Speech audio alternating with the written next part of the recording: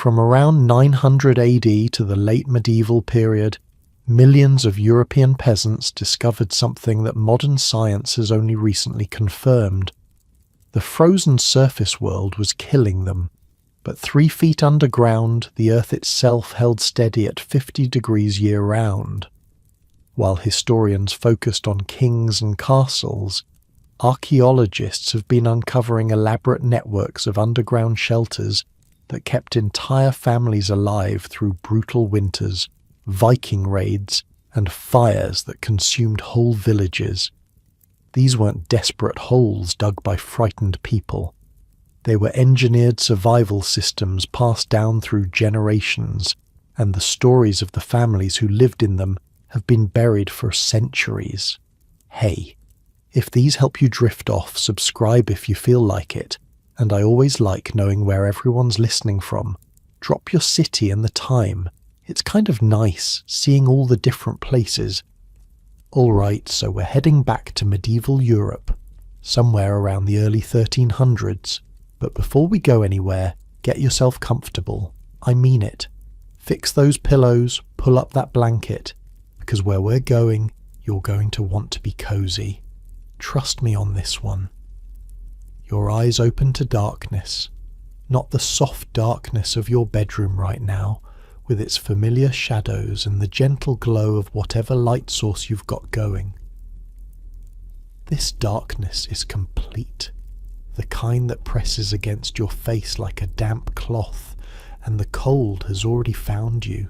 Your name is Agnes, you're 12 years old, and you just woke up in a medieval peasant house somewhere in Bavaria during one of the worst winters anyone can remember.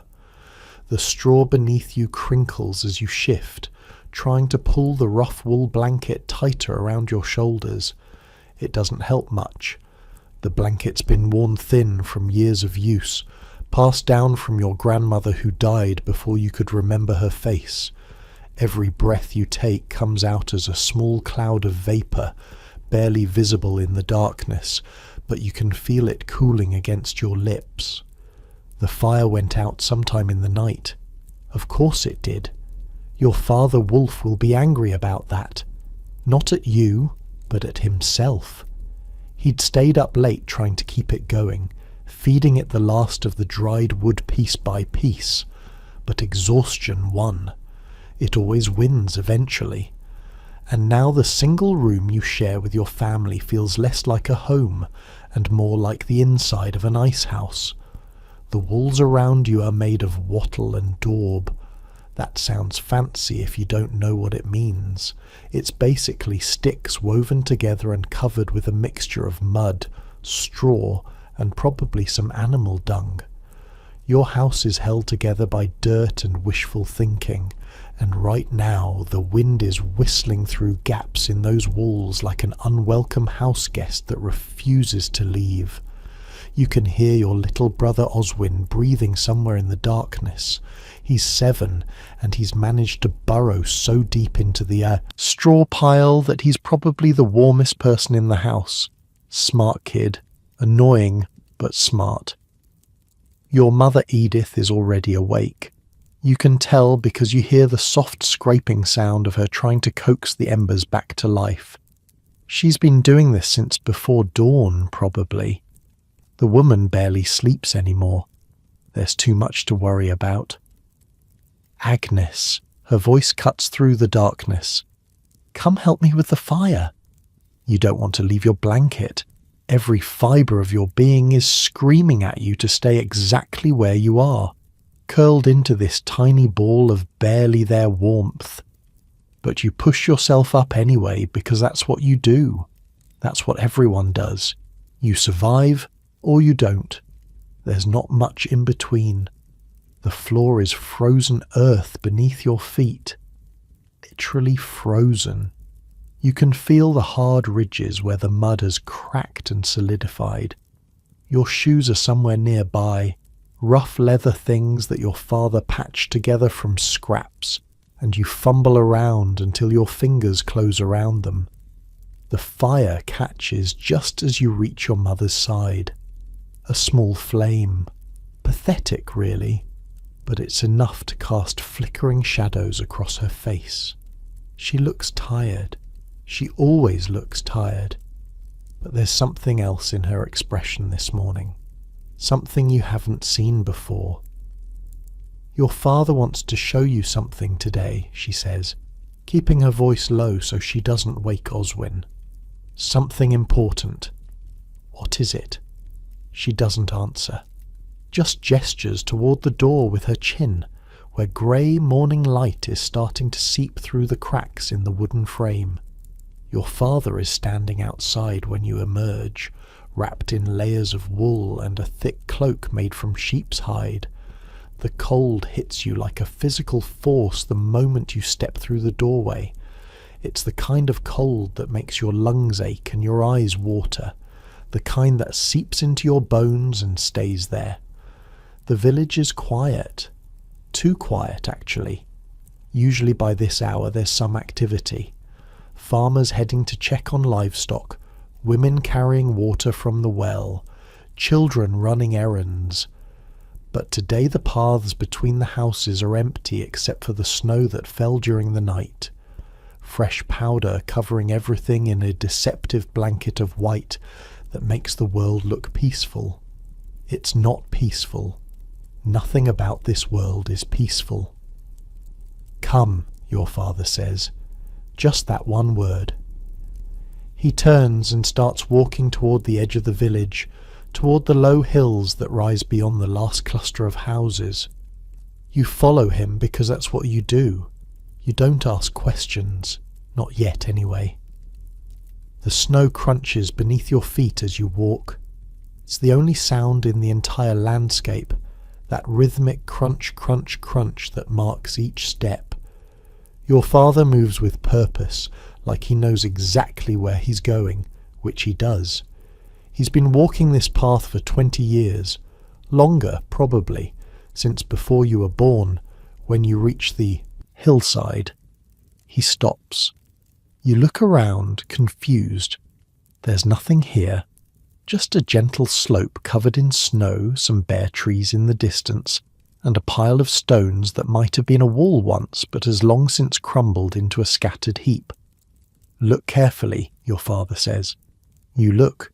You see snow, stones, dead grass poking through the white in patches. Nothing special. I don't see anything. He almost smiles. Almost. Your father isn't much for smiling these days, but there's a flicker of something in his eyes. Pride, maybe, or anticipation. He walks to the pile of stones and kneels down. His bare hands, cracked and weathered from years of work, brush away snow from what looks like just another rock. But it's not. As he clears more snow away, you see that it's actually a wooden cover, cleverly disguised to look like part of the natural landscape. He lifts it. Beneath is a hole, not just any hole. Steps, carved into the earth itself, descending into darkness. This is our earth house, your father says. Your grandfather built it. His father before him. And today, you learn what it really is. He goes first, disappearing into the ground like the earth is swallowing him. You hesitate at the entrance, staring down into the blackness. Every instinct tells you this is wrong, that humans don't belong underground, that you should stay in the light, stay in the cold, stay where you can at least see what's trying to kill you. But then something remarkable happens. Warm air rises from the opening. Not hot, but warm. Noticeably, undeniably warmer than the frozen world above. You descend. The steps are narrow and uneven, carved into packed earth that's been reinforced with wooden planks in some places. You have to duck your head as the passage angles downward, one hand trailing along the wall for balance. The wall is smooth, worn down by countless hands touching it over the years. The darkness should be total, but it's not. As you go deeper, you notice a faint glow ahead. Your father has lit something, a small oil lamp maybe, tucked into a niche in the wall, and then the passage opens up. You stop. You can't help it. You just stop and stare. It's a room. An actual room carved out of the earth itself. The ceiling is low, maybe 6 feet at the highest point, held up by thick wooden beams that your grandfather must have placed decades ago. The walls are packed earth, but they've been smoothed and in some places painted with simple red and brown pigments. There are shapes on the walls, a cross, what might be a tree, small handprints pressed into the clay, preserved forever, and it's warm. Not warm like a summer day, but warm like being inside, out of the wind, away from the killing cold. The temperature down here must be close to 50 degrees, you'll learn later. Not comfortable by modern standards, but compared to the frozen hell above ground, this feels like paradise. How? You manage to ask. Your father sets the lamp on a carved shelf in the wall. The light dances across his face as he turns to look at you. The earth remembers warmth, he says. 3 feet down, the ground holds steady. Summer and winter, it doesn't change. While the surface freezes solid, down here stays the same. Your grandfather figured it out watching his cellar. The vegetables never froze, so he dug deeper and deeper until he had this. You look around the room with new eyes. There's a raised platform along one wall, covered with straw and furs clearly meant for sleeping. Niches carved into the walls hold pottery and wooden containers. In one corner you can see where a tunnel leads off into more darkness. There's more. 3 chambers, your father says. This one for living, another for storing food, and a passage that connects to Eric's farm in case we need to escape without being seen. Eric, your neighbour. You suddenly remember that he's never mentioned having an underground house of his own. But of course he wouldn't mention it. Nobody mentions these things. That's the whole point. Your father walks to one of the walls and runs his hand along it. Feel this. You step forward and press your palm against the packed earth. It's not cold like you expected. It's cool, yes, but not cold. And there's something else.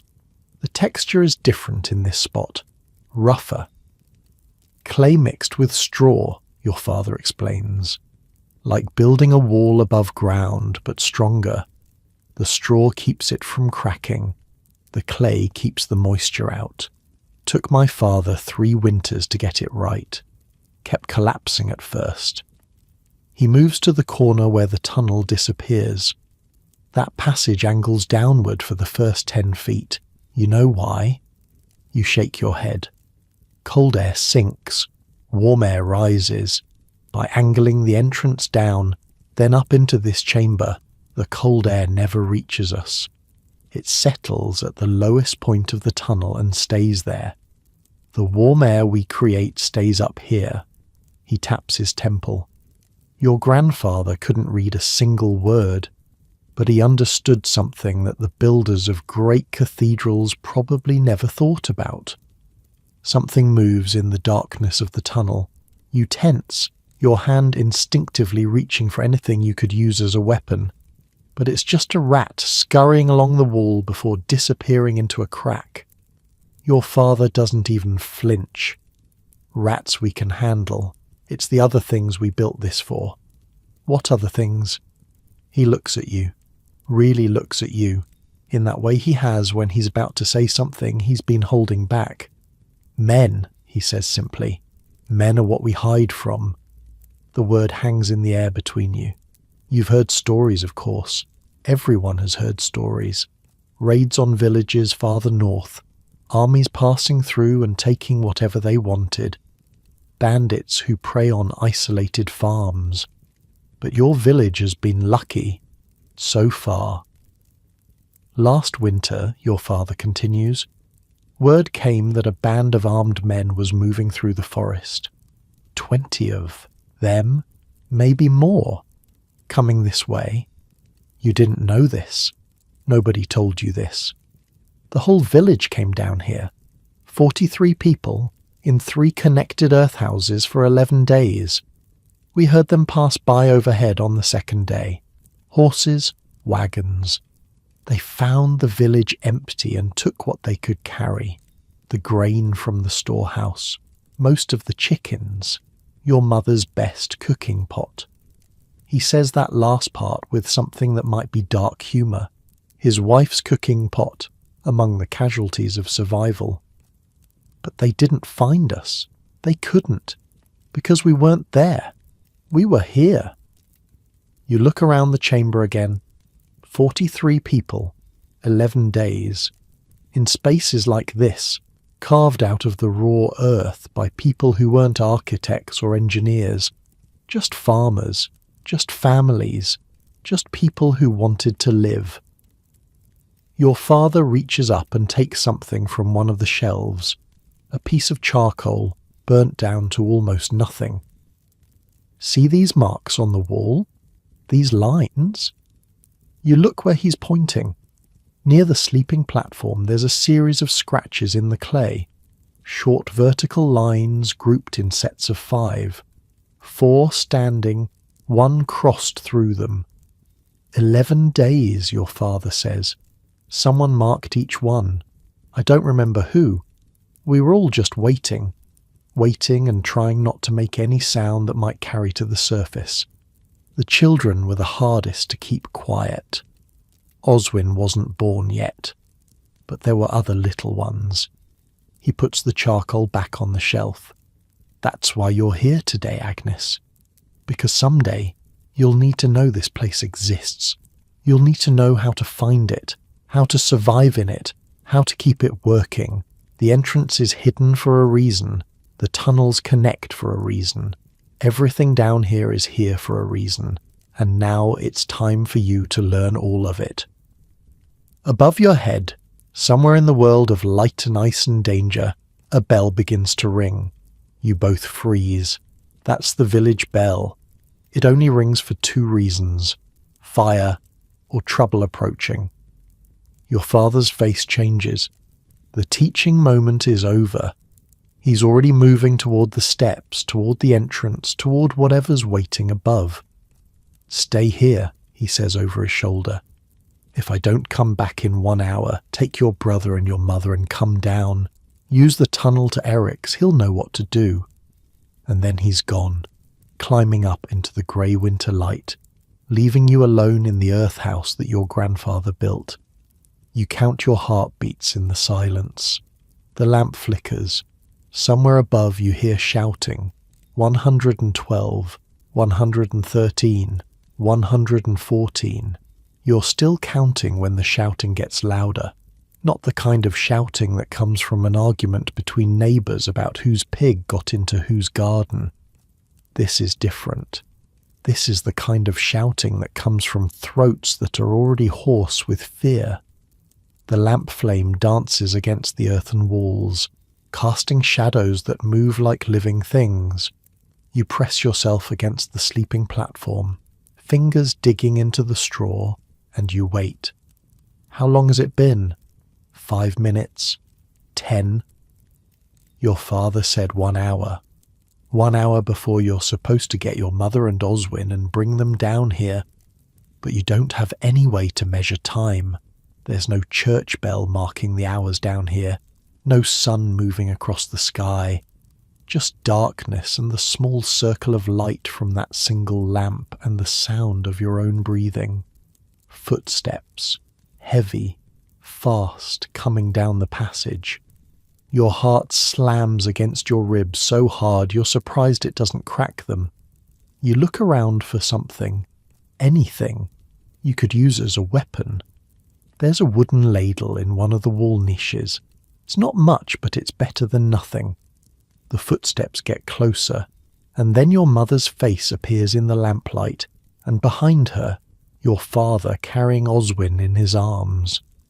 The little boy is still half asleep, confused, rubbing his eyes with his fists. Move, your father says. Just that one word, but the way he says it makes you scramble backward instantly. More footsteps behind them. More people coming down the passage. Old Gerda from 3 houses over, moving faster than you've ever seen her move, her grey hair wild around her face. Behind her, the blacksmith's son Henrik and his pregnant wife Marta. Then the widow Brunhild with her 4 children ranging from nearly grown to barely walking, the littlest one crying and Brunhild trying to shush him as she stumbles down the uneven steps. Keep them quiet, your father says, but he's not looking at anyone in particular. He's looking back up the passage toward the entrance. For the love of God, keep the children quiet. Your mother takes Oswin from his arms and pulls you close. You can feel her trembling, not from the cold. Your mother never trembles from the cold. She's trembled through 35 winters and never let the temperature break her. But she's trembling now.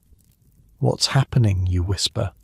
She doesn't answer, just shakes her head and holds you tighter. More people keep coming. The chamber that seemed spacious when it was just you and your father is filling up fast. Bodies pressing against bodies, the smell of unwashed wool and fear sweat and someone's garlic breath close enough to make your eyes water.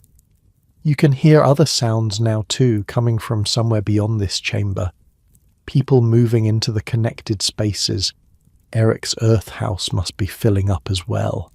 Your father is the last one down. He pulls the entrance cover into place behind him, and you hear him wedging something against it. A beam, maybe. Something to hold it shut from the inside. How many? Gerda asks. Her voice is steady, which surprises you. The old woman has always seemed fragile, ready to blow away in a strong wind. But there's iron in her now. 20 at least, maybe 30. Hard to count. They came from the North Road. Armed?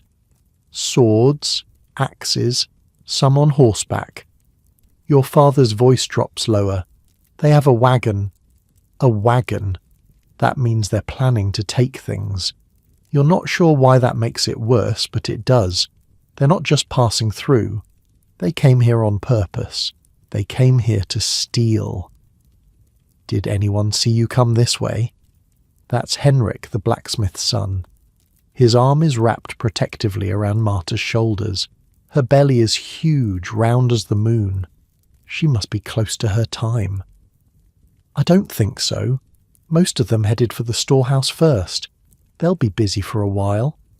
Somewhere above you, muffled by 3 feet of packed earth, you hear something crash. Heavy, like a door being kicked in, or a wall coming down. Oswin whimpers.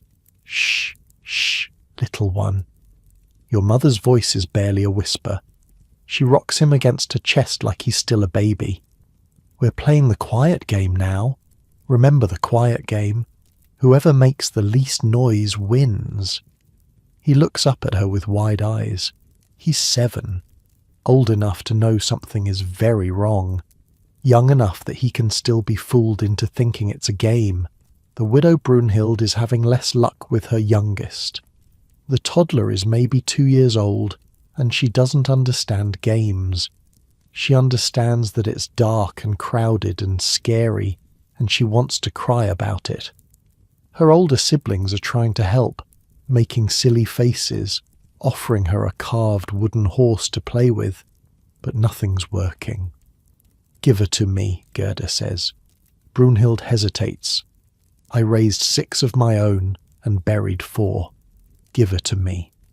She takes the child and does something with her fingers, some rhythmic tapping pattern on the little girl's back that you've never seen before. Within 30 seconds the crying stops. The toddler's eyes are still open, but she's calm now, thumb in her mouth, watching the lamp flame dance. My grandmother taught me that, Gerda says quietly. Works on goats too. Despite everything, despite the terror pressing down on all of you like a physical weight, Henrik lets out a small snort of laughter. He clamps his hand over his mouth immediately, horrified at himself, but it's too late. The sound escapes. Everyone freezes. You listen. Count to 10, 20, 30. Nothing happens. Whatever's going on up there, they didn't hear. 3 feet of earth between you and them is enough, at least for now. Time stretches in strange ways underground. Minutes feel like hours. You're pressed between your mother and the earthen wall, Oswin curled in your mother's lap, your father standing near the entrance passage with Henrik and 2 other men you recognize from the village. They're talking in voices so low you can't make out the words, just the rumble of sound. Marta sits on the sleeping platform, hands resting on her belly. Brunhild's children have formed a little cluster nearby, the older ones watching the younger ones, everyone's faces ghost pale in the lamplight. Gerda still holds the toddler, rocking her gently, and you sit there, pressed against the wall that your grandfather smoothed with his own hands, and you think about the people above you. Are they in your house right now, going through your things? There's not much to take. The cooking pot your mother loved is already gone from last time. There's some grain stored in a barrel near the hearth, some dried herbs hanging from the rafters, your father's tools. The only valuable thing in the whole house is a small silver cross that belonged to your grandmother, and your mother had the sense to grab that before they ran. You feel her hand touch it now, through the fabric of her dress where it hangs on a cord around her neck. A reflex, making sure it's still there. They'll take the livestock, someone whispers. You're not sure who. The voice sounds like it's coming from the storage chamber, carried through the narrow passage. Better the livestock than us. That's 3 years of breeding. The chickens, the pigs. Carl's got 2 cows. Carl's got his family alive. That's worth more than cows. The conversation dies. There's nothing more to say. You smell smoke. At first you think it's your imagination, the mind playing tricks in the darkness. But then you see your father's head snap up, and you know it's real. Smoke, filtering down through cracks in the earth above, thin wisps of it curling into the chamber. They're burning something, Henrik says. The storehouse probably. If they can't take all the grain, they don't want us to have it either. What if they burn the whole village? Your father doesn't answer. He doesn't have to. Everyone in this chamber knows what happens if they burn the whole village. You'll survive down here, sure.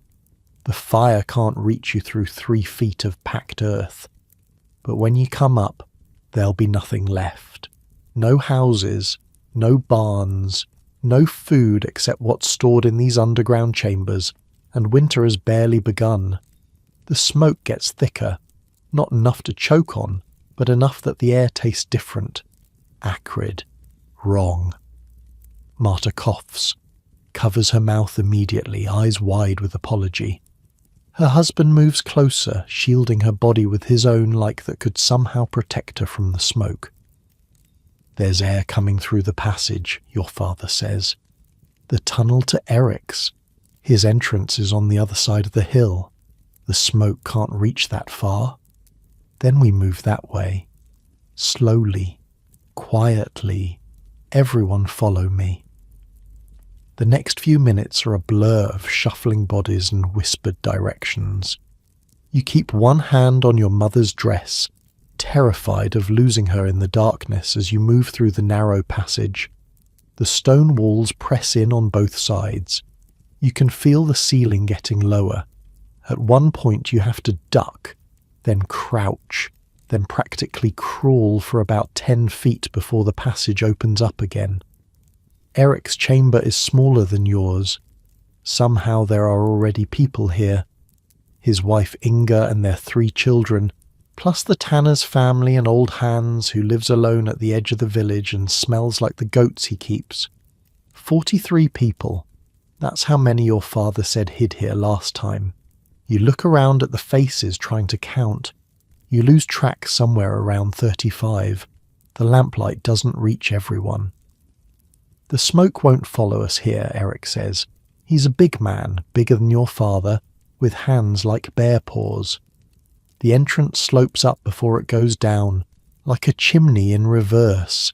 Any smoke will rise and escape before it reaches us. How long do we wait? That's Brunhild, still holding her now sleeping toddler. Until they leave. And if they don't leave, they always leave. There's nothing left for them once they've taken what they want. Hours pass. At least you think it's hours. There's no way to know for sure. People settle into uncomfortable positions, leaning against walls, sitting on the cold earth, trying to find any way to rest while staying alert. The children eventually sleep, exhausted by fear and boredom in equal measure. Even Oswin finally closes his eyes, his small body curled against your mother like a cat seeking warmth. You don't sleep. You can't. Sometime later, maybe much later, the sounds from above stop. The muffled crashes as distant shouts fade into silence. The smoke smell dissipates, drawn away through whatever cracks it came in through. Still, nobody moves. Your father and Eric exchange looks. Some kind of communication passes between them, the kind that happens between men who've known each other their whole lives and don't need words for everything. "I'll go look," Eric says. "Not alone. Someone needs to stay with the families." Your father nods. He doesn't like it, you can tell, but he nods. Eric moves toward his entrance passage, the one that opens on the far side of the hill. He moves quietly for such a big man. Years of practice, maybe. Or just the knowledge that his life depends on not being heard. He's gone for what feels like forever. When he comes back, his face tells the story before his mouth does. They're gone, headed south along the river road. I watched until I couldn't see them anymore. The village? The storehouse is ash. 2 of the houses on the north end are gone too. The ones closest to the road. He pauses. The church is still standing. Everything else between there and the south fields looks untouched. Your house is south of the church. Your father lets out a breath he's probably been holding for hours. "We wait until dark," he says. "Then we go up, a few at a time, quietly, in case they left anyone behind to watch." The waiting is the hardest part. You've survived the raid itself, hidden underground while men with swords and axes walked over your head. You should feel relief. Instead, you feel hollow, scraped out, like someone reached inside you and scooped away everything that was there before, leaving just an empty space that the fear used to fill. Your mother strokes your hair. She doesn't say anything. There's nothing to say. When darkness finally comes above and your father tells you it's time to move, your legs have gone numb from sitting so long. You stumble on the uneven passage floor, catch yourself against the wall, keep going. The night air hits you like a physical force when you emerge from the hidden entrance, cold and clean and smelling faintly of smoke. The stars are out, thousands of them scattered across a sky so dark it looks almost purple. The moon is just a sliver, not much help for seeing, but enough to make out shapes in the distance. Your father takes your hand, your mother takes your other hand. Oswin rides on her hip, finally awake again, silent now because even he understands that silence is survival. Together your family walks back toward what's left of your village. The path is familiar even in near darkness. Your feet know every dip and rise, every root that might trip you, every stone that juts up from the frozen ground. You've walked this path 1,000 times before, but tonight it feels different. Tonight it feels like the path through a land you don't recognize anymore. You smell the storehouse before you see it. that charred, wet smell of burned wood and grain. It reminds you of the time your mother scorched porridge so badly that the pot had to be scrubbed for hours. Multiply that by 1,000 and you're getting close. When you finally reach the village centre, you stop. Your whole family stops. Even Oswin, who's too young to fully understand what he's looking at. The storehouse is gone. Not damaged. Gone. Just a heap of black timbers and grey ash, still releasing thin wisps of smoke into the night air. The grain that was supposed to carry the village through winter is nothing but carbon now, mixed with the remnants of the building that held it. 2 houses to the north are the same, the Gruber family's place, the widow Marta's old cottage, black skeletons of what used to be homes, still warm enough that you can feel the heat from 20 feet away. But your house is standing. Your father walks toward it slowly, like he's approaching a wild animal that might startle and run. He pushes open the door, goes inside, comes back out a minute later. They took the grain barrel, he says, and the dried meat from the rafters, but the structure is sound. We can still live here. Your mother lets out a sound that's half laugh, half sob. She sets Oswin down and just stands there for a moment, looking at the house that is still, somehow, after everything, your home. Around you, other families are doing the same thing, emerging from the darkness, checking their homes, tallying up what's missing and what remains. Some are crying, some are silent. Old Hans is cursing steadily under his breath as he discovers that his entire supply of dried fish is gone. But everyone is alive. 43 people went underground today. 43 people came, back up. And as you stand there in the cold night air, your feet slowly going numb, your mother's hand still gripping your shoulder like she's afraid you might disappear, you understand something you didn't understand before. That hole in the ground, that earth house your grandfather carved out of nothing, that cramped dark space where you spent the worst day of your life, surrounded by the smell of fear and the sound of distant destruction. That hole saved you. It saved all of you. And now you know, with a certainty that settles into your bones like the cold, that you will never look at the earth the same way again. The ground beneath your feet isn't just dirt, it's protection, it's shelter. It's the difference between your family being alive right now and your family being dead. Your father catches your eye, nods once. You're not sure exactly what the nod means, but you think you understand. This is your inheritance, not land, not livestock, not silver or gold. This is the knowledge of how to survive. And tomorrow, when the sun rises on the ashes of the storehouse and the ruins of your neighbours' homes, you will go back down into that underground chamber with your father, and he will teach you everything he knows about maintaining it, expanding it, making it stronger, because this won't be the last time. The raiders will come again. They always come again, and when they do, you'll be ready. The sun rises grey and cold over what's left of the village. You didn't sleep much. None of you did. Your family huddled together on the straw mattress, all 4 of you piled under every blanket and fur you own, and you stared at the ceiling listening to the wind whistle through the cracks in the walls. Every sound made you flinch, a branch snapping in the forest, a dog barking somewhere, the creak of settling wood.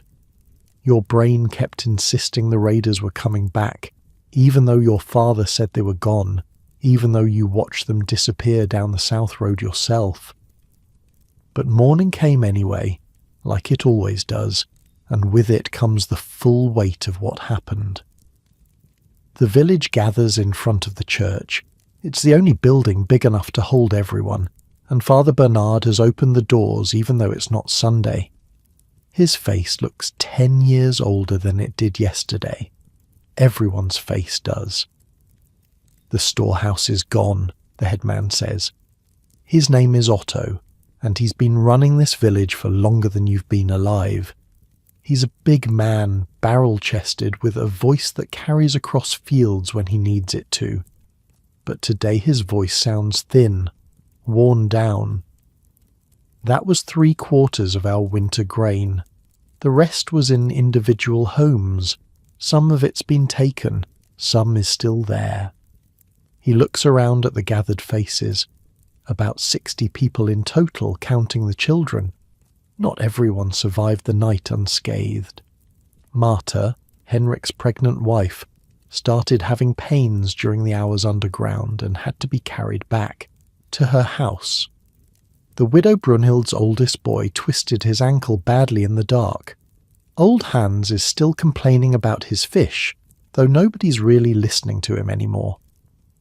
We need to take stock, Otto continues. Every family, every barrel of grain, every piece of dried meat. I need to know exactly what we have.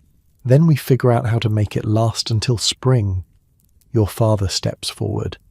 There's more food than you think. Heads turn. Otto raises an eyebrow. Underground, your father says. The storage chambers. Some families have been keeping provisions down there for years. It's cooler than any cellar. Things last longer. A murmur runs through the crowd. Some people are nodding. They know about this. Others look confused, like they're hearing about underground storage for the first time, which they might be. Not everyone shares secrets equally. How much are we talking about? Otto asks. Between Eric and me, probably enough grain for both families for 3 months, plus root vegetables, dried meat, ale. More murmurs. Some of them sound angry now. Why should your family have 3 months of food when the Gruber family lost their house and everything in it? Your father holds up a hand. I'm not saying we keep it for ourselves. I'm saying we pool everything, underground and above, share it equally. But the underground stores need to be managed carefully. The temperature stays steady down there, but only if we don't disturb it too much. Open the entrance too often, and you let the warm air out. Otto considers this. He's a practical man, which is probably why he's survived as headman for so long. Show me, he says finally. Show me what you have. And that's how you end up spending the rest of the morning underground again, this time with your father, Otto, Eric, and 2 other men from the village council. The storage chamber is different from the living chamber you saw yesterday. It's deeper, for one thing. The passage slopes down at a steeper angle, and by the time you reach the bottom, you figure you must be at least 8 feet below the surface. Maybe more. Your father lights a torch, and the flickering light reveals something that makes you catch your breath. Barrels. Wooden barrels, maybe a dozen of them, lined up along the walls like soldiers standing at attention. Each one is sealed with a thick layer of what looks like tallow or clay, something to keep the air out and the moisture in. Your father taps one of them with his knuckle. Wheat, he says, barley in the next 2, oats after that. We rotate through them, oldest first, newest to the back. That way nothing sits too long. Otto walks along the row, examining each barrel.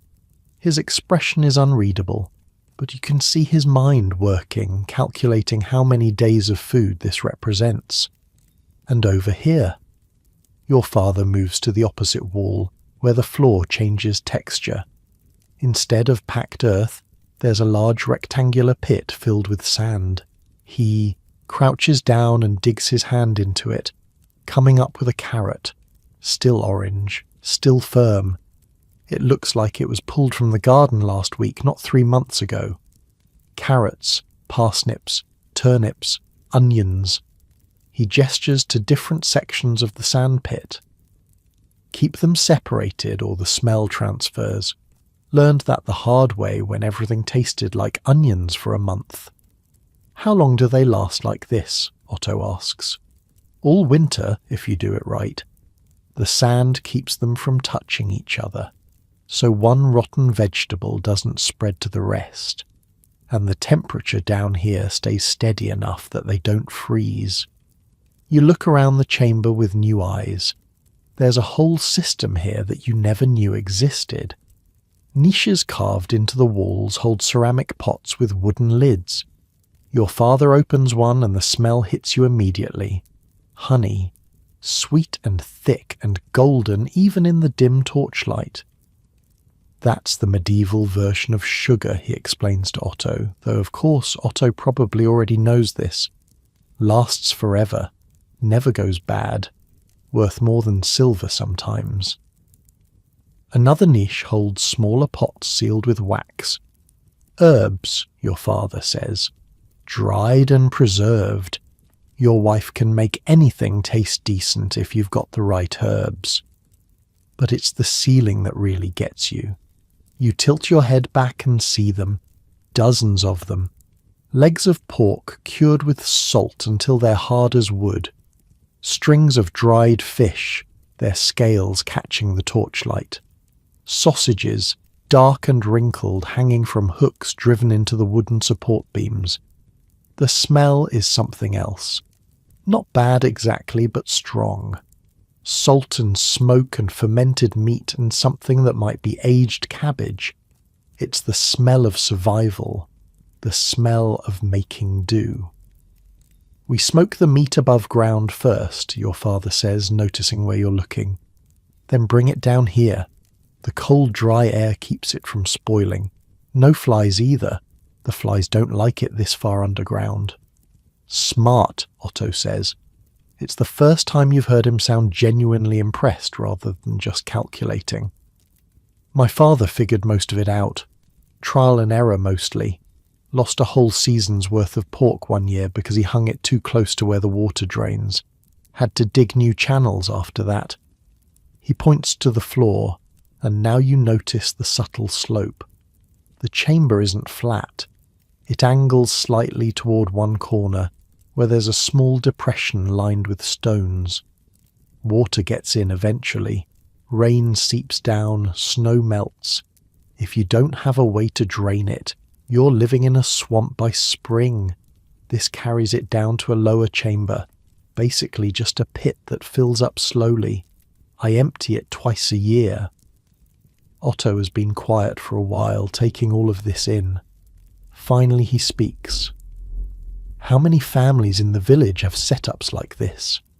Your father exchanges a look with Eric. Maybe 6 or 7 that I know of. Some bigger, some smaller. The Gruber place had a small one, but it's probably filled with rubble now that the house burned. So between all of you, how much food are we talking? A longer pause.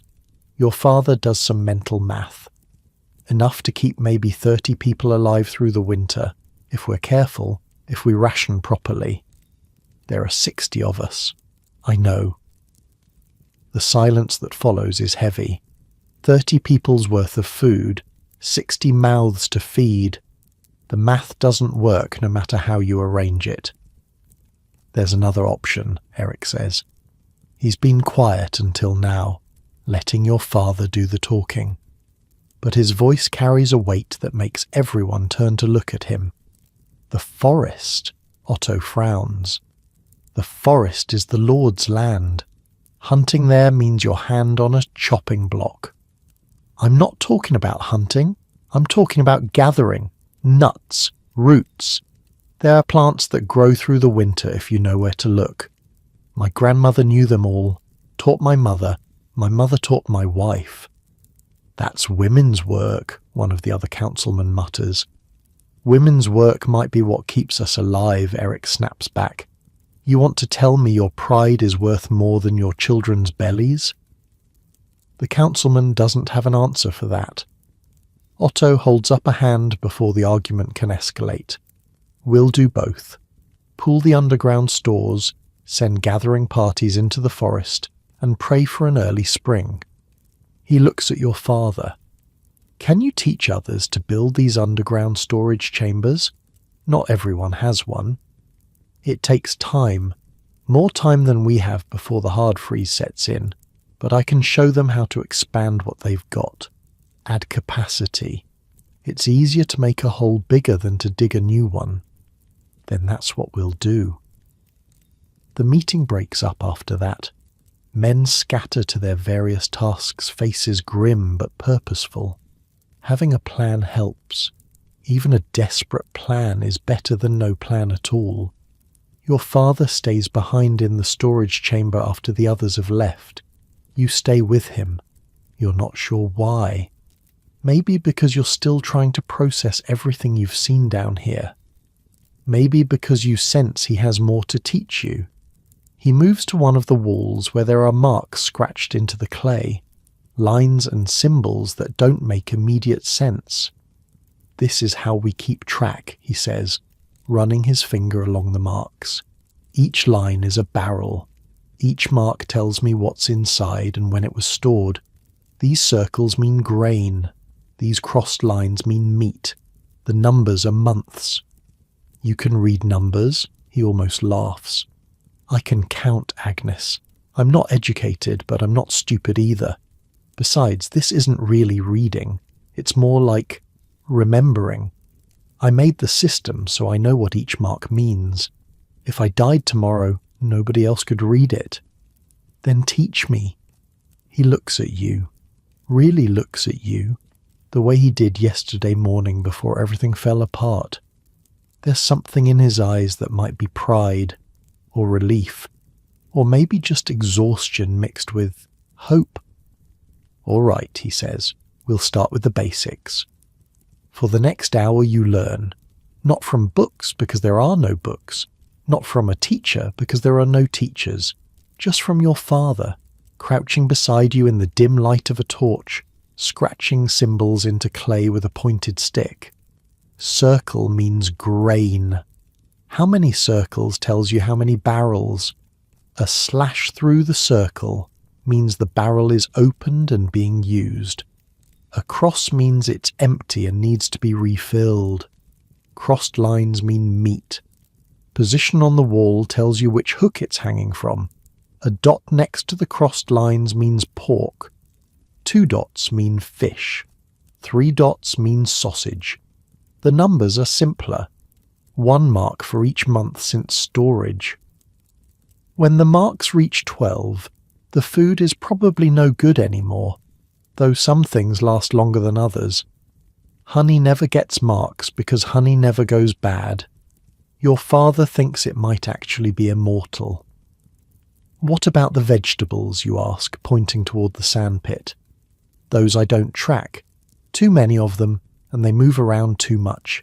I just dig down and see what's there. If it's soft, throw it out. If it's firm, eat it. That's not very organized. Organization has limits, Agnes. At some point you have to trust your hands and your nose more than marks on a wall. You think about that for a moment. Trust your hands and your nose. It's good advice for vegetables, but you suspect it applies to more than that. The torch is starting to sputter. The oil must be running low. Your father notices and starts moving toward the passage. One more thing, he says, pausing at the entrance. The temperature. You told me about that already. 50 degrees. I told you it stays steady. I didn't tell you what that means for the food. He gestures around the chamber. Above ground, in a regular cellar, things freeze in winter and rot in summer. The temperature swings are too big. Down here we're below the frost line. The earth acts like a blanket. It holds on to warmth in winter and coolness in summer. Our food doesn't freeze, doesn't rot. It just waits. He taps the wall. 3 feet of earth above our heads. That's all it takes. 3 feet between us and the cold. 3 feet between us and everything that wants to kill us up there. 3 feet. It doesn't seem like much. When you think about all the things that could go wrong, All the dangers that exist in the world above. 3 feet of dirt seems like nothing. A shovel could cut through it in an hour. A fire could dry it out and make it crumble. Heavy rain could turn it to mud that collapses in on itself. But your grandfather figured out how to make those 3 feet work, how to angle the passages so cold air couldn't settle, how to mix clay and straw so the walls wouldn't crack, how to position the entrance so it would be invisible from above. 3 feet of earth, shaped by human hands into something that could save lives. Your father is already climbing back up the passage. You follow him, one hand trailing along the smooth wall, feeling the generations of palms that have touched this same surface before you. When you emerge into the grey daylight, the village is alive with activity. Men hauling salvaged timber from the burned houses, women sorting through damaged supplies, children running errands, carrying messages from one end of the village to the other. Your mother is waiting by your house. She's got Oswin with her, and he's clutching a small wooden toy that survived the raid. A horse, carved by your father last winter. "Well?" she asks. Your father nods. "We'll make it. It'll be close, but we'll make it." She closes her eyes for a moment. When she opens them again, there are tears on her cheeks, but she's smiling. "Then let's get to work," she says. "And you do. All of you. The whole village, working together like fingers on the same hand. Because that's how you survive. Not alone. Not hiding in your house pretending the world outside doesn't exist. You survive by pooling what you have, sharing what you know, and trusting that when the next disaster comes, you'll face it together. Underground, where the earth itself becomes your ally. 3 days after the raid, your father hands you a spade. It's not like the tools you've seen the wealthy farmers use. Those have smooth wooden handles and iron blades that gleam in the light. This one is older than you are, maybe older than your father. The handle is rough, worn down by countless hands over countless years, until the wood has taken on a dark, oily sheen. The iron blade is pitted and scratched, sharpened so many times that it's noticeably thinner on one side than the other. This was your grandfather's, your father says. He dug half the chambers with this. The other half he dug with a pick that broke 20 winters ago and had to be reforged. The blacksmith still complains about that job. You take the spade. It's heavier than you expected. The balance is wrong somehow, like someone attached a rock to the end of a stick and called it a tool. But when you hold it the way your father shows you, hands positioned just so, the weight shifts and suddenly it feels like an extension of your arm. Every tool in this village has a story, your father continues. This spade has dug more holes than you can count. Graves, cellars, ditting channels for irrigation. But underground work is what it was made for. The blade is narrower than a farming spade. See? That's intentional. In a tight passage, you need to be able to swing without hitting the walls. He takes it back for a moment, demonstrating the motion. Short, controlled strokes, not the wide arcs you'd use in a field. Today, you learn to dig, he says, handing it back. Not just any digging, underground digging. It's different. You're standing at the edge of the village, near the hillside where your family's earth house is hidden. But you're not going down into it.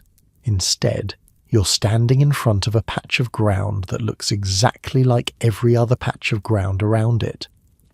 The Gruber family lost their house, your father explains. Lost their underground chamber too. The collapse filled it with rubble. They're staying with relatives now, but they need a new one. Headman Otto wants us to teach them how to build. Us. He said us. Like you're part of this now. Like you know what you're doing. You don't know what you're doing, but you're about to learn. The Grubers arrive a few minutes later. Klaus Gruber is a thin man with nervous hands and a wife named Hilda, who looks like she hasn't slept since the fire. Their 2 children, a boy about your age named Friedrich, and a girl maybe 8 named Lotta, trail behind them looking lost. "Show me where you want it," your father says. Klaus leads him to a spot on the hillside not far from where your own entrance is hidden. "Here," he says, "this is where ours was before. We know the area." Your father crouches down and examines the ground, picks up a handful of dirt, lets it sift through his fingers, frowns. "Not here. But our old chamber, your old chamber collapsed. There's a reason for that." Your father stands and points to a spot about 20 feet to the left. "There, that's where you build." Klaus looks confused. The 2 spots look identical to you. Grass, dirt, some rocks. What's the difference? Your father must see the question in everyone's faces because he walks over to the spot Klaus originally chose and stomps his foot on the ground. The thud is hollow, almost like hitting a drum. Hear that? There's a natural cavity under here, a gap in the rock, probably from water running through years ago. Build on top of that and your walls have nothing solid to rest against. They'll shift, crack, eventually fall in. He walks to the spot he recommended and stomps again. This thud is solid, dense, the sound of packed earth all the way down. Here, you've got clay mixed with stone. It'll hold. You file this information away. Listen to the ground. The ground will tell you if it's safe. "We start by clearing the surface," your father says. "Agnes, show them." Wait. What? He's looking at you with that expression he gets when he's testing you, seeing if you've been paying attention. You have been. You just didn't realize you'd be the one demonstrating. You step forward, trying to project confidence you don't feel, and start scraping away the dead grass and loose topsoil with your grandfather's spade. The key, you remember from watching your father work on repairs last year, is to cut a clean edge. Mark out your boundaries first, then work inward. "Square or rectangle," you say, your voice steadier than you expected. "Never round. Round looks easier, but the walls are harder to brace. Square walls can lean against wooden beams. Round walls need more support." Your father nods. There's something in his eyes that might be pride.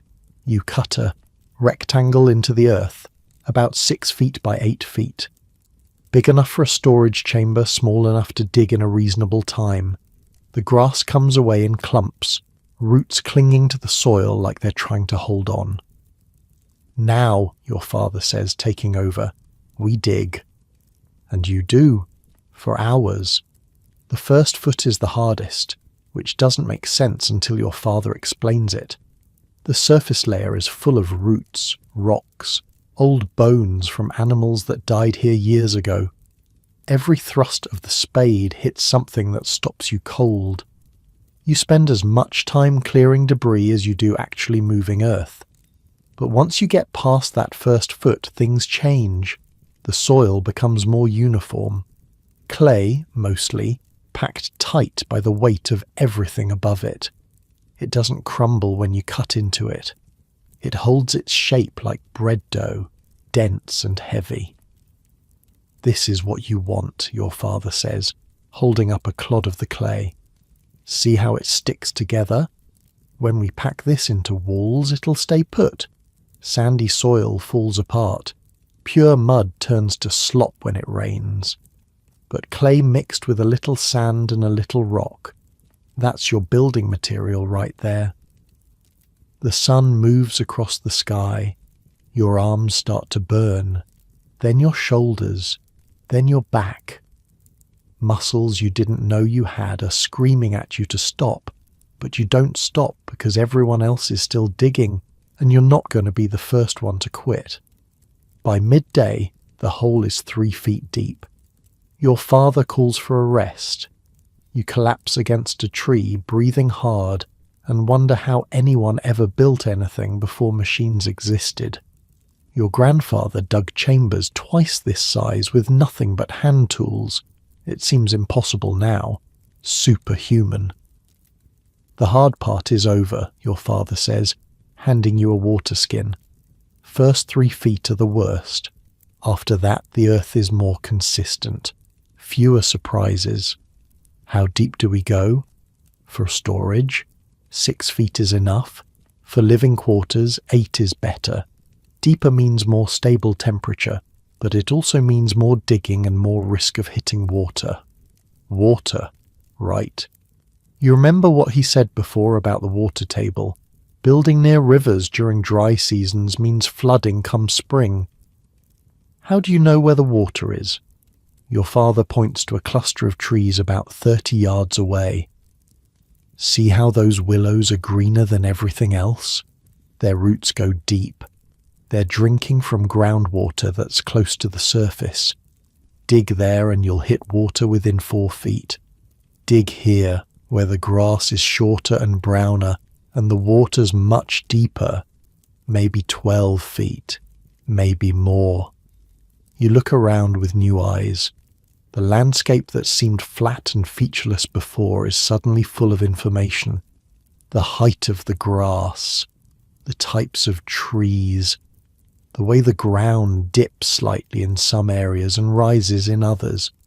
All of it telling stories about what's underneath.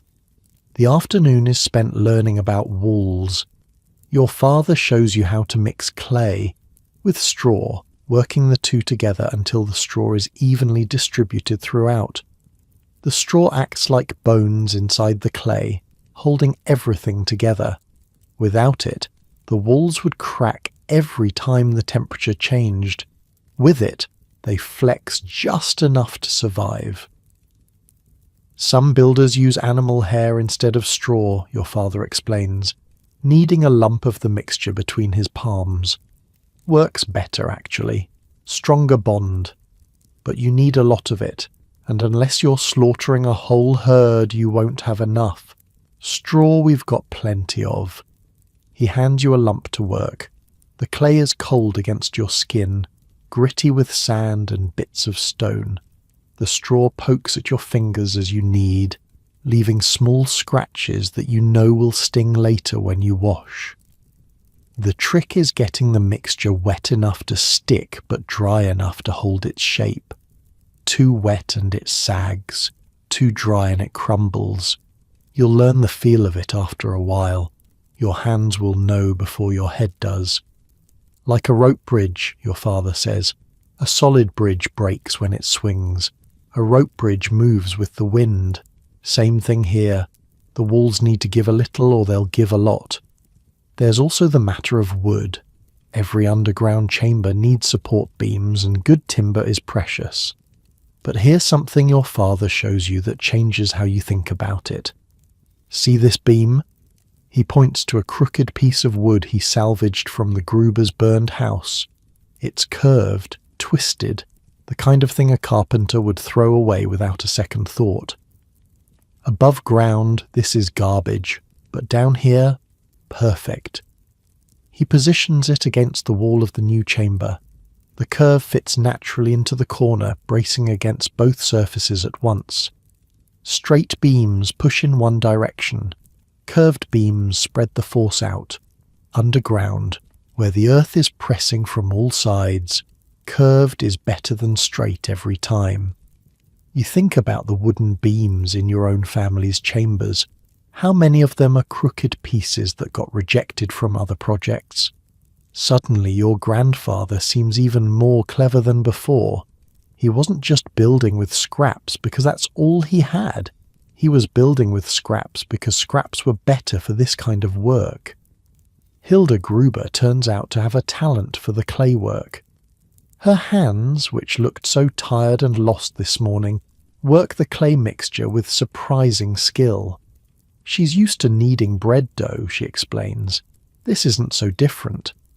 Her husband Klaus is better at the heavy lifting, hauling buckets of clay from the nearby stream bank where the best stuff can be found. Friedrich, their son, takes over your spade when your arms give out completely, and he attacks the earth with the kind of energy that only comes from being 13 and having something to prove. The village blacksmith shows up around mid-afternoon.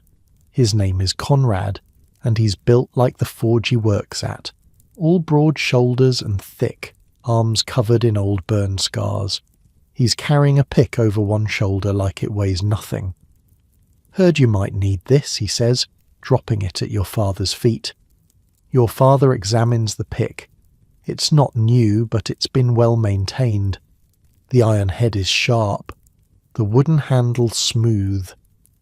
"This'll help with the deeper sections. Klaus, come here. Let me show you how to use it without killing yourself." The pick is for breaking through the harder layers, the ones where clay has compacted into something close to rock. You can't cut through that with the spade. You have to crack it first, then scoop out the pieces. It's slower work, but necessary. Klaus takes the pick and swings. The first blow glances off the packed earth at an angle, sending vibrations up the handle that nearly knock him off his feet. "Not like that," your father says. "You're fighting the ground. Don't fight the ground. Let the weight of the tool do the work. Short swings, controlled. Hit the same spot twice before you move." Klaus tries again. Better this time. The pick bites into the clay and comes away with a chunk the size of his fist. "There you go. That's the motion. Now do that about 800 more times." Klaus laughs. It's a tired laugh, but genuine. You realize it might be the first time he's laughed since the fire. Conrad, the blacksmith, stays to watch for a while, arms crossed over his chest. He's got opinions about everything, which comes from spending your whole life making tools for people who don't know how to use them properly. "You're building the walls too thick," he says eventually. Your father looks up, surprised. "Too thick. For storage, that's fine. But if you're planning to use this as a hiding place too, you want thinner walls with more chambers, easier to expand later, easier to connect to neighbours." Your father considers this, nods slowly. "He's right. We've been thinking about this wrong. It's not just one hole in the ground, it's part of a network.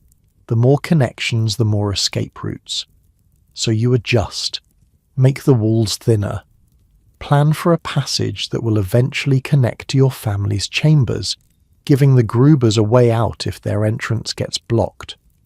By evening, the main chamber is roughed out. 6 feet deep, walls already starting to take shape with the clay-straw mixture. It's not finished, not even close, but it's a start. Your father lights a small fire near the entrance, and everyone gathers around it. The flames cast dancing shadows across the raw earth walls of the new chamber. It looks like a wound in the hillside right now, exposed and vulnerable. But tomorrow you'll start on the ceiling supports, and after that the entrance concealment, and after that the connecting passage.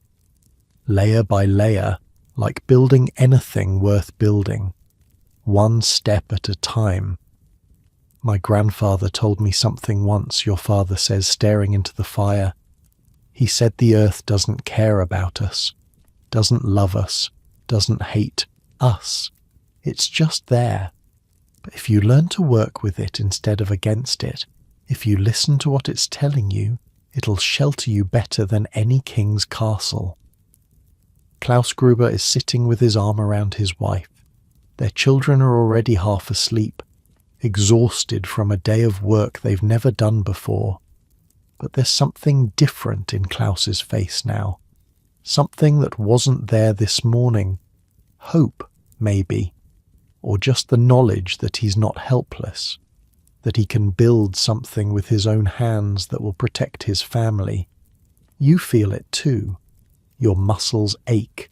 Your hands are raw, blistered in places where the spade handle rubbed them wrong.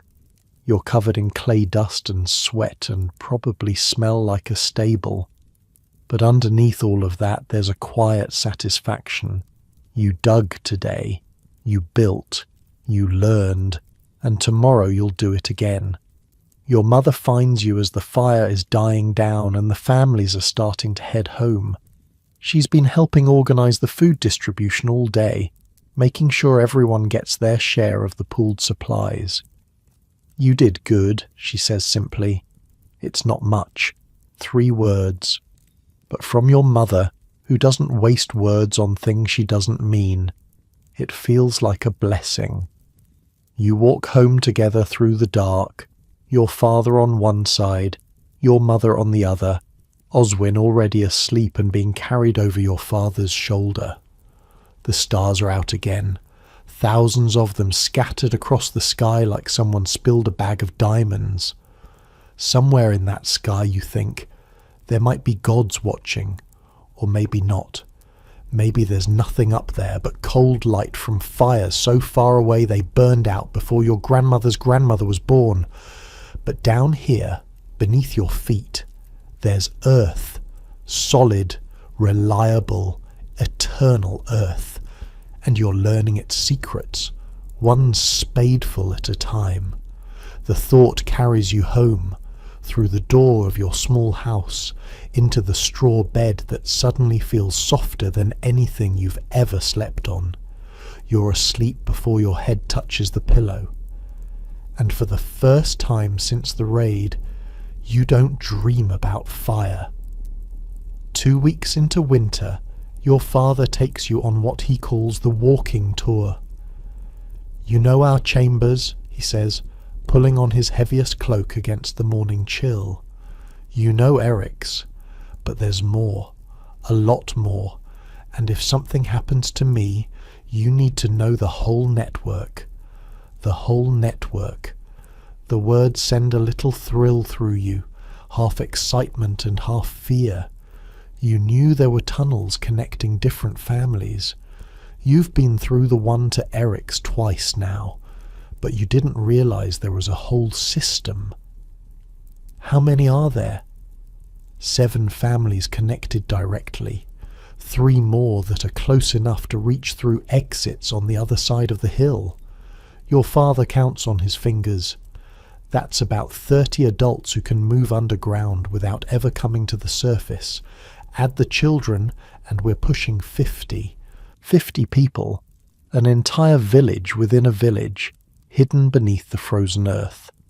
You start at your own entrance, the one disguised under the pile of stones that looks like a collapsed wall, down the familiar steps, into the living chamber with its carved walls and sleeping platform, then past the storage chamber where the barrels of grain and hanging meats have already been dipped into twice since the raid. But instead of stopping there, your father keeps going. There's a passage at the back of the storage chamber that you've noticed before but never explored.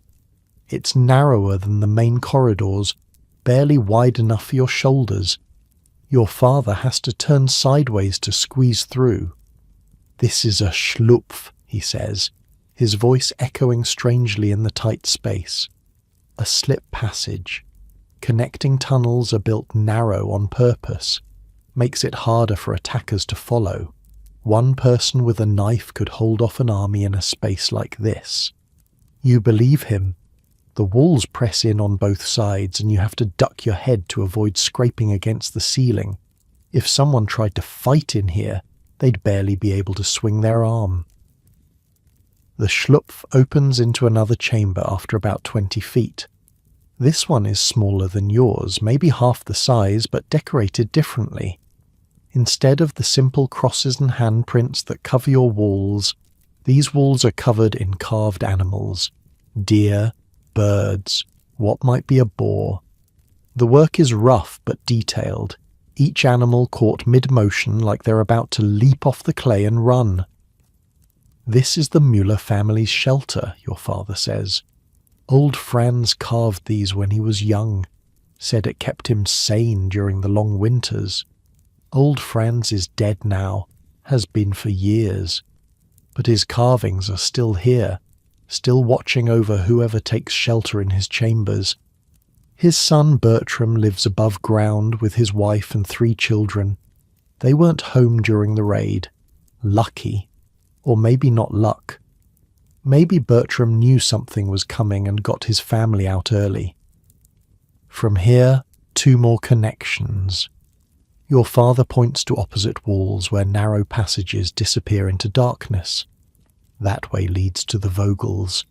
The other way goes to the tanner's place. Ulrich. You know his daughter. You do know his daughter. Greta. She's about your age. Quiet. Smells faintly of leather and lye from her father's work. You've never thought much about her before. Now you're realizing her family is part of this underground web, connected to yours by tunnels dug by hands that might be dust now. The tour continues. Each chamber you enter is different. The Vogels have carved shelves directly into their walls, dozens of them, holding ceramic pots and wooden boxes that contain God knows what. Their main room has a ceiling that's higher than most, maybe 7 feet. And when you ask about it, Herr Vogel explains that his father was a tall man who got tired of ducking. Dug an extra 2 feet just so he could stand up. Straight, Vogel says with a shrug.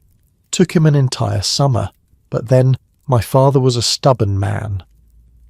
Ulrich the tanner has a chamber that smells slightly of chemicals, and your father explains that he keeps some of his curing solutions down here, where the temperature stays consistent. Leather cures better in the cold, your father says. He figured that out years ago. Now half his business happens underground. The nobles buy his leather and never know it was made in a hole in the ground. There's something funny about that. Rich people wearing cloaks and boots that came from a peasant's underground workshop, thinking they're better than the hands that made them. Old Gerda's chambers are the most surprising. You expected something small and simple, given that she lives alone since her husband died and her children scattered to other villages. Instead, you find a space that's been carved over decades, maybe longer. 3 connected rooms, each one flowing into the next through wide archways that someone took the time to make beautiful.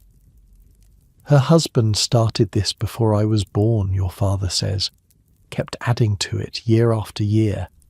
By the time he died, it was the biggest complex in the village. Gerda still maintains it all by herself.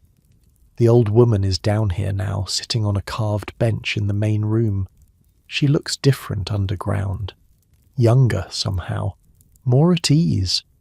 Like this is where she really lives and the house above is just for show. Wolf, she says, nodding at your father.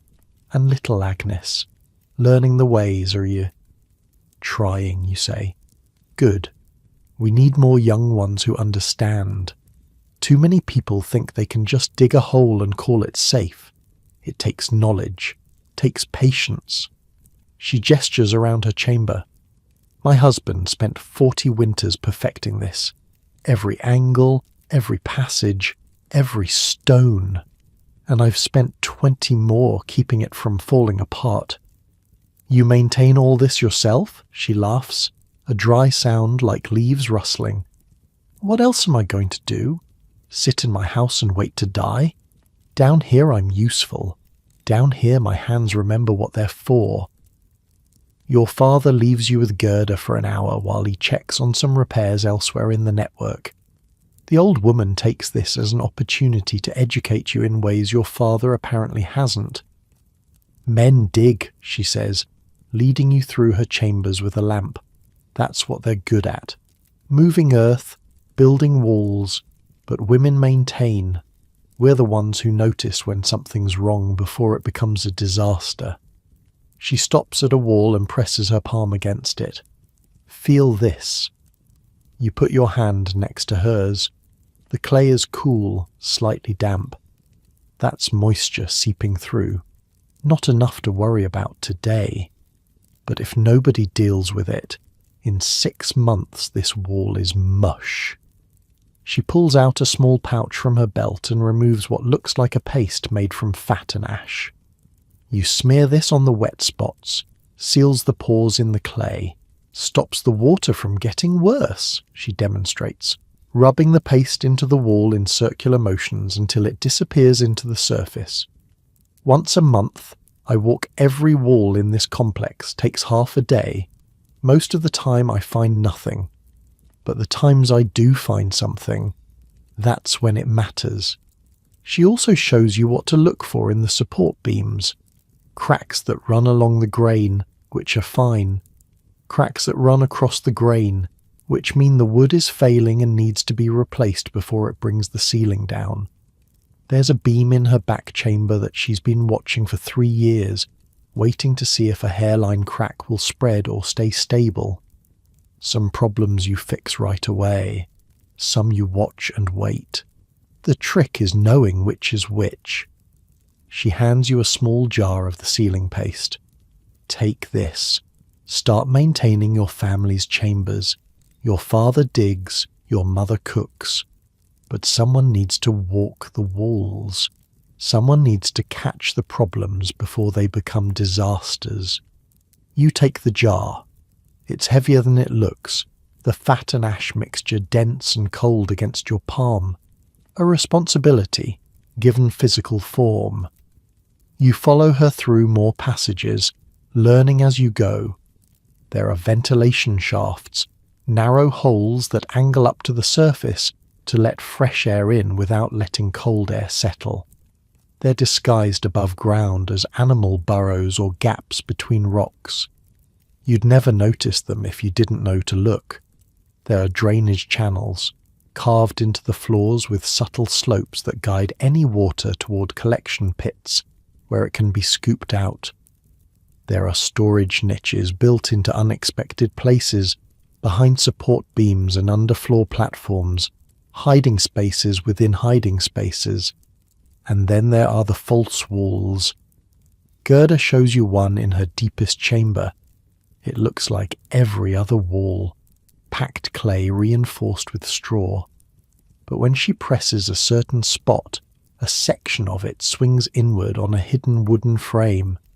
Behind it is another room, tiny, barely big enough for 4 people to crouch, but completely invisible from the main chamber. If they ever find the tunnels, Gerda says, if they ever come down here looking for us, this is where you go. Nobody knows about these except the families who built them, not even the village council. You stare at the hidden room. There are supplies in there, dried food, water skins, a small lamp, everything you'd need to survive for days, maybe weeks, while enemies search the chambers you'd seemingly abandoned. My husband built this during the worst of the raids, 50 years ago when the Norse were still coming. We hid in here for 3 days once while strangers walked through our main chambers, looking for treasure that wasn't there. 3 days?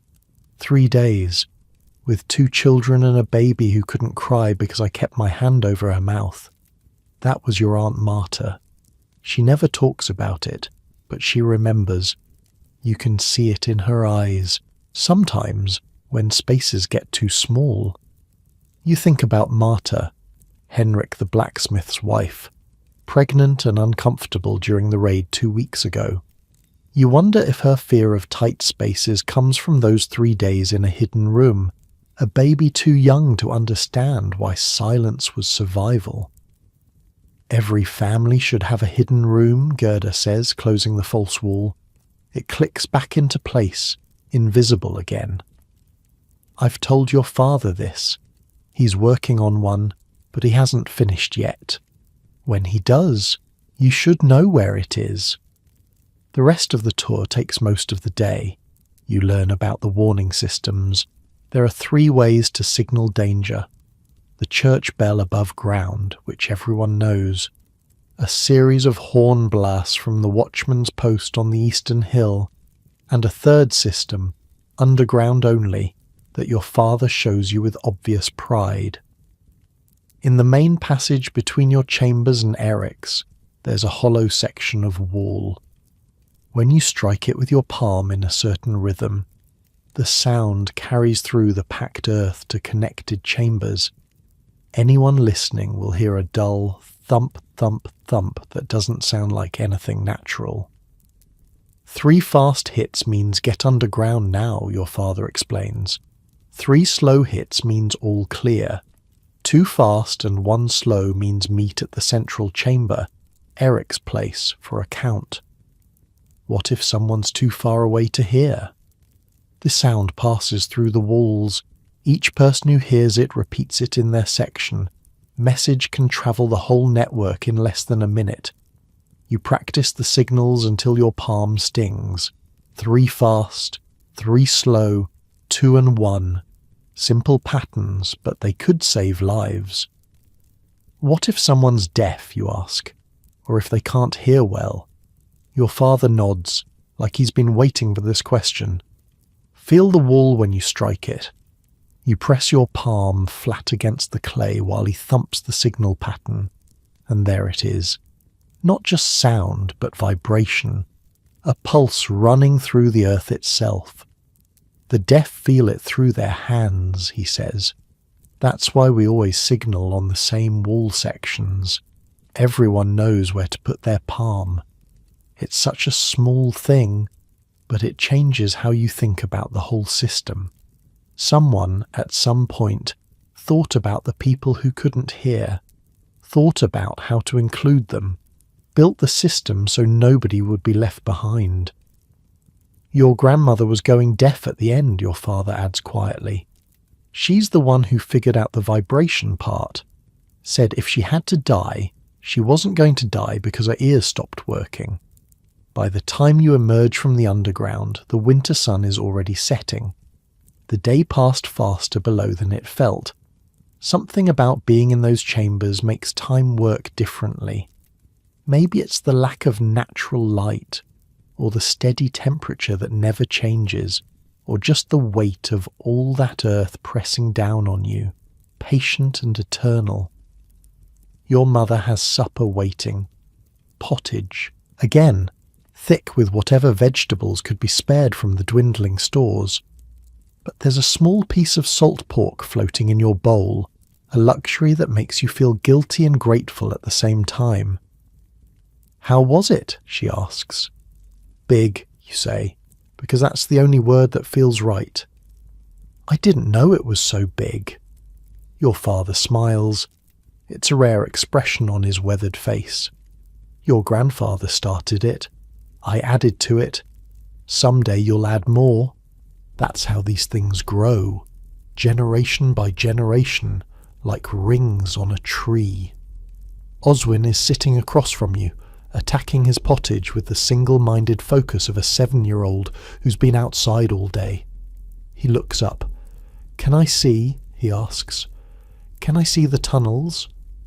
Your parents exchange a look.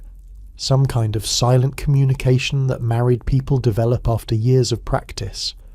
Soon, your father says, when you're a little older, when you can keep a secret. I can keep secrets? Can you remember the signal patterns? 3 fast means what? Oswin's face screws up in concentration. It means run. Close. It means get underground now. 3 slow means all clear. 2 fast and 1 slow. I don't know. Then you're not ready yet. But soon. Oswin pouts, but he doesn't argue. Even at 7 he understands that some knowledge has to be earned. You finish your supper in comfortable silence. The fire crackles in the hearth, its warmth spreading through the small room. Outside the wind is picking up again, whistling through the gaps in the walls like always. But tonight the sound doesn't bother you as much, because you know that beneath your feet, connected by tunnels and passages and hidden rooms, there's a whole other village waiting. A village that can't freeze, can't burn, can't be found by anyone who doesn't know the secrets. You think about Gerda's false wall, about the baby who couldn't cry, about the 40 winters her husband spent building something that saved his family again and again. And you think about what you'll build, what rooms you'll carve, what passages you'll dig, what secrets you'll pass on to your own children someday. The earth remembers, your father said once, and now you're starting to understand what he meant. It's not just dirt, it's memory, it's safety, it's home. You help your mother clean the bowls while your father banks the fire for the night. Oswin is already curled up on the straw bed, thumb in his mouth, breathing steady with sleep. Tomorrow there will be more work, more digging, more learning, more preparation for whatever winter throws at you next. But tonight, you're warm, you're fed, you're surrounded by family, and somewhere beneath you, the tunnels wait, patient as stone, ready when you need them. The blizzard comes in late January and it doesn't stop. You've seen bad storms before. Everyone has. Storms that pile snow against the doors so high you have to dig your way out in the morning. Storms that freeze the water in the bucket by the hearth even with the fire burning. But this one is different. This one howls for 3 days straight, wind screaming through the village like something alive and angry. Snow falling so thick you can't see your hand in front of your face. By the second day, the drifts are higher than your house. By the third day, you can't open the door at all. Underground, your father says, and nobody argues. You pack what you can carry, extra blankets, the last of the dried meat from the rafters, the ceramic pot of honey that your mother guards like it's made of gold.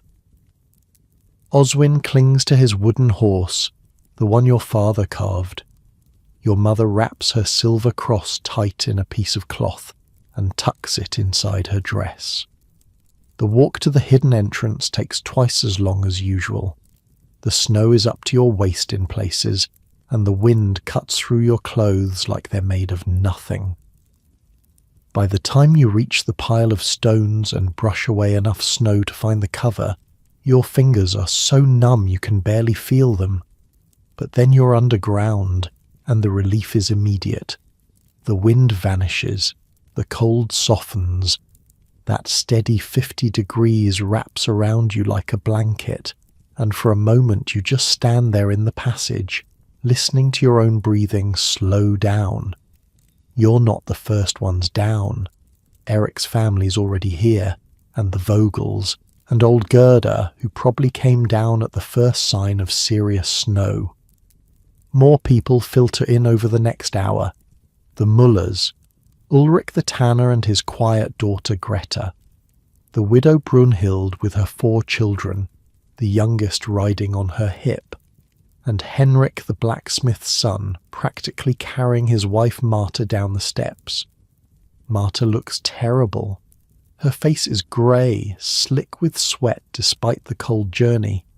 Her belly is huge now, much bigger than it was during the raid a month ago, and she's making small sounds with each step, little grunts of pain that she's trying to hide.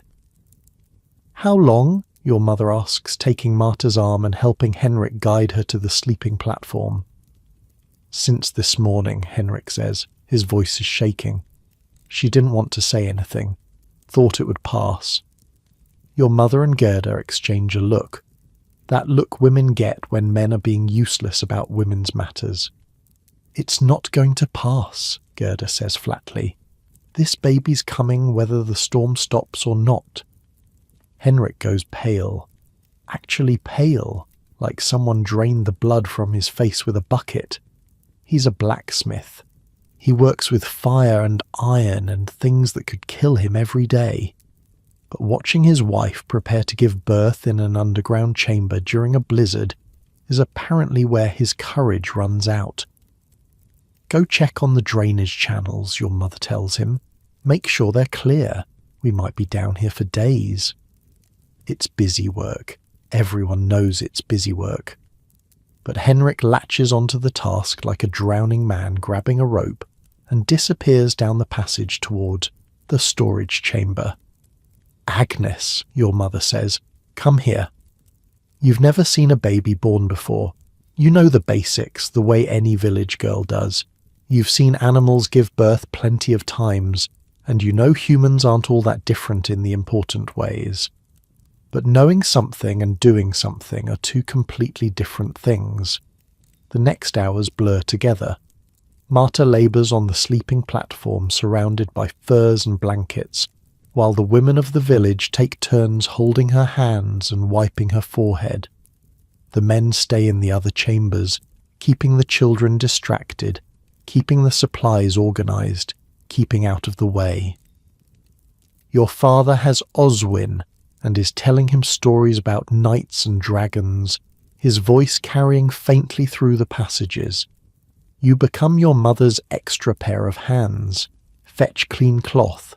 Bring water from the storage barrel. Hold this. Press here. Don't let go until I tell you.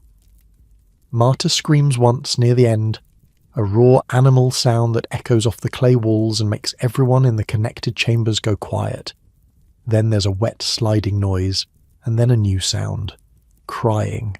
Thin and high and alive. A girl, your mother says, and her voice cracks on the word. She's holding something small and red and squirming, something that's kicking its tiny legs against the air like it's trying to swim. Healthy lungs, good colour, 10 fingers, 10 toes. She hands the baby to Marta, who takes her with hands that are trembling from exhaustion. Henrik appears in the entrance, his face still pale but now mixed with something else. Wonder, maybe, or terror. Hard to tell the difference sometimes. A daughter, Marta whispers. Look, Henrik, a daughter. Henrik drops to his knees beside the sleeping platform. He's crying. This huge man who bends iron for a living, crying like a child over the tiny pink thing in his wife's arms. What will you name her? Gerda asks. Marta looks around the chamber, at the clay walls, the carved decorations, the lamp flames flickering in their niches, at the faces of the people who helped bring her daughter into the world, underground, in the middle of a blizzard that's still howling somewhere far above them. Erdine, she says. It means from the earth. Nobody speaks for a moment. It's not a common name. But down here, surrounded by earth on all sides, it feels right. Erdine, born in a hole in the ground, in a chamber carved by dead men's hands, while the world above tried its best to freeze everything alive. The storm continues for 2 more days. You settle into a rhythm, the kind of routine that develops when people are forced to live in close quarters with no clear end in sight. Mornings start with a count.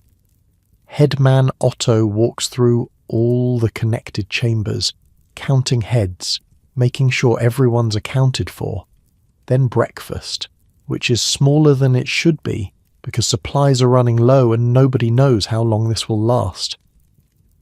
After breakfast, the children get restless. There's only so much you can do in an underground chamber, and most of it gets boring fast. So the adults take turns entertaining them. Your father tells stories. He's not particularly good at it. His voice flat and his pacing awkward. But the children don't seem to care. They huddle around him in the passage between chambers, eyes wide, as he describes battles between kings that probably never happened and monsters that definitely don't exist. And then the knight raised his sword, your father says, his voice dropping low, and the dragon opened its mouth and fire came pouring out like a river of death. What happened next? Oswin demands. The knight ducked, just in time. The fire went right over his head, so close it singed the feathers on his helmet. Knights don't have feathers on their helmets, one of the Brunhild children objects. This one did. He was a special knight. The children accept this logic without further complaint. That's the thing about stories underground. The rules are different. Normal doesn't exist down here, so why should it exist in the tales? Old Hans, who lost all his dried fish in the raid and hasn't stopped complaining about it since, turns out to be surprisingly good with children. He teaches them games, knucklebones, played with actual bones he pulls from his pocket, a counting game where you try to guess how many fingers someone's holding behind their back, a memory game where you have to repeat back longer and longer sequences of words. Red fox, fat pig, old boot, Han says. Red fox, fat pig, old boot, the children chorus back. Red fox, fat pig, old boot, broken wheel. Red fox, fat pig, old boot, broken wheel. Red fox, fat pig, old boot, broken wheel. Frozen puddle, angry goat. The sequence grows until someone misses a word and has to drop out. Usually it's Greta, the tanner's daughter, who wins. She has a mind like a trap, can remember sequences of 20 words without breaking a sweat. The other children have started calling her the keeper because she keeps everything locked up in her head. There are other rituals too. Midday prayers, led by whoever remembers the most words. Evening songs, quietly, so as not to disturb the babies. The lighting of fresh lamps when the old ones sputter out, which becomes a kind of ceremony, a marker of time passing in a place where time doesn't really exist. The women do what women always do: cook with limited supplies, care for the sick and the newborn, mend clothes that are falling apart, talk in low voices about things they don't want the children to hear. You find yourself pulled in different directions, too old to play children's games, too young to sit with the women and their serious conversations. So you do what feels natural. You walk the walls. Every day, at least once, you trace the path that Gerda showed you. Start in your family's chamber. Move through each connected space. Press your palm against the clay, feeling for dampness. Look at the support beams, checking for new cracks. Make sure the drainage channels aren't blocked. Gerda watches you do this on the second day and nods approvingly. Good, she says. You're paying attention. It's something to do. It's more than that. It's necessary. Underground spaces don't maintain themselves. They need people watching, caring. Otherwise they fall apart. She pauses, her old eyes catching the lamplight. Like anything worth having, really. You think about that while you walk. The walls press close, but not in a threatening way anymore. They've become familiar. The bumps and grooves of the clay, the particular smell of each chamber, the way sound carries differently depending on where you stand. You're learning this place the way you learned the fields above ground, every corner and crevice becoming part of you. On the fourth day underground, the Muller boys get into a fight. It starts over nothing. One of them took the other's spot on the sleeping platform, or one of them looked at the other wrong, or one of them breathed too loud. The reasons don't matter. What matters is that suddenly there are two boys, maybe 10 and 12 years old, rolling on the dirt floor trying to punch each other while their father tries to separate them. Your father helps pull them apart. One boy ends up in your family's chamber, the other in Eric's, separated by 30 feet of earth and 2 narrow passages. That's the danger, Gerda says later when things have calmed down. Not the cold, not the raiders, the cabin fever. Spending too long in close quarters makes people crazy. They start seeing enemies in their own families. How do you stop it? You don't stop it. You manage it. Give people tasks. Keep them busy. Make sure everyone has a little bit of space, even if it's just a corner to call their own.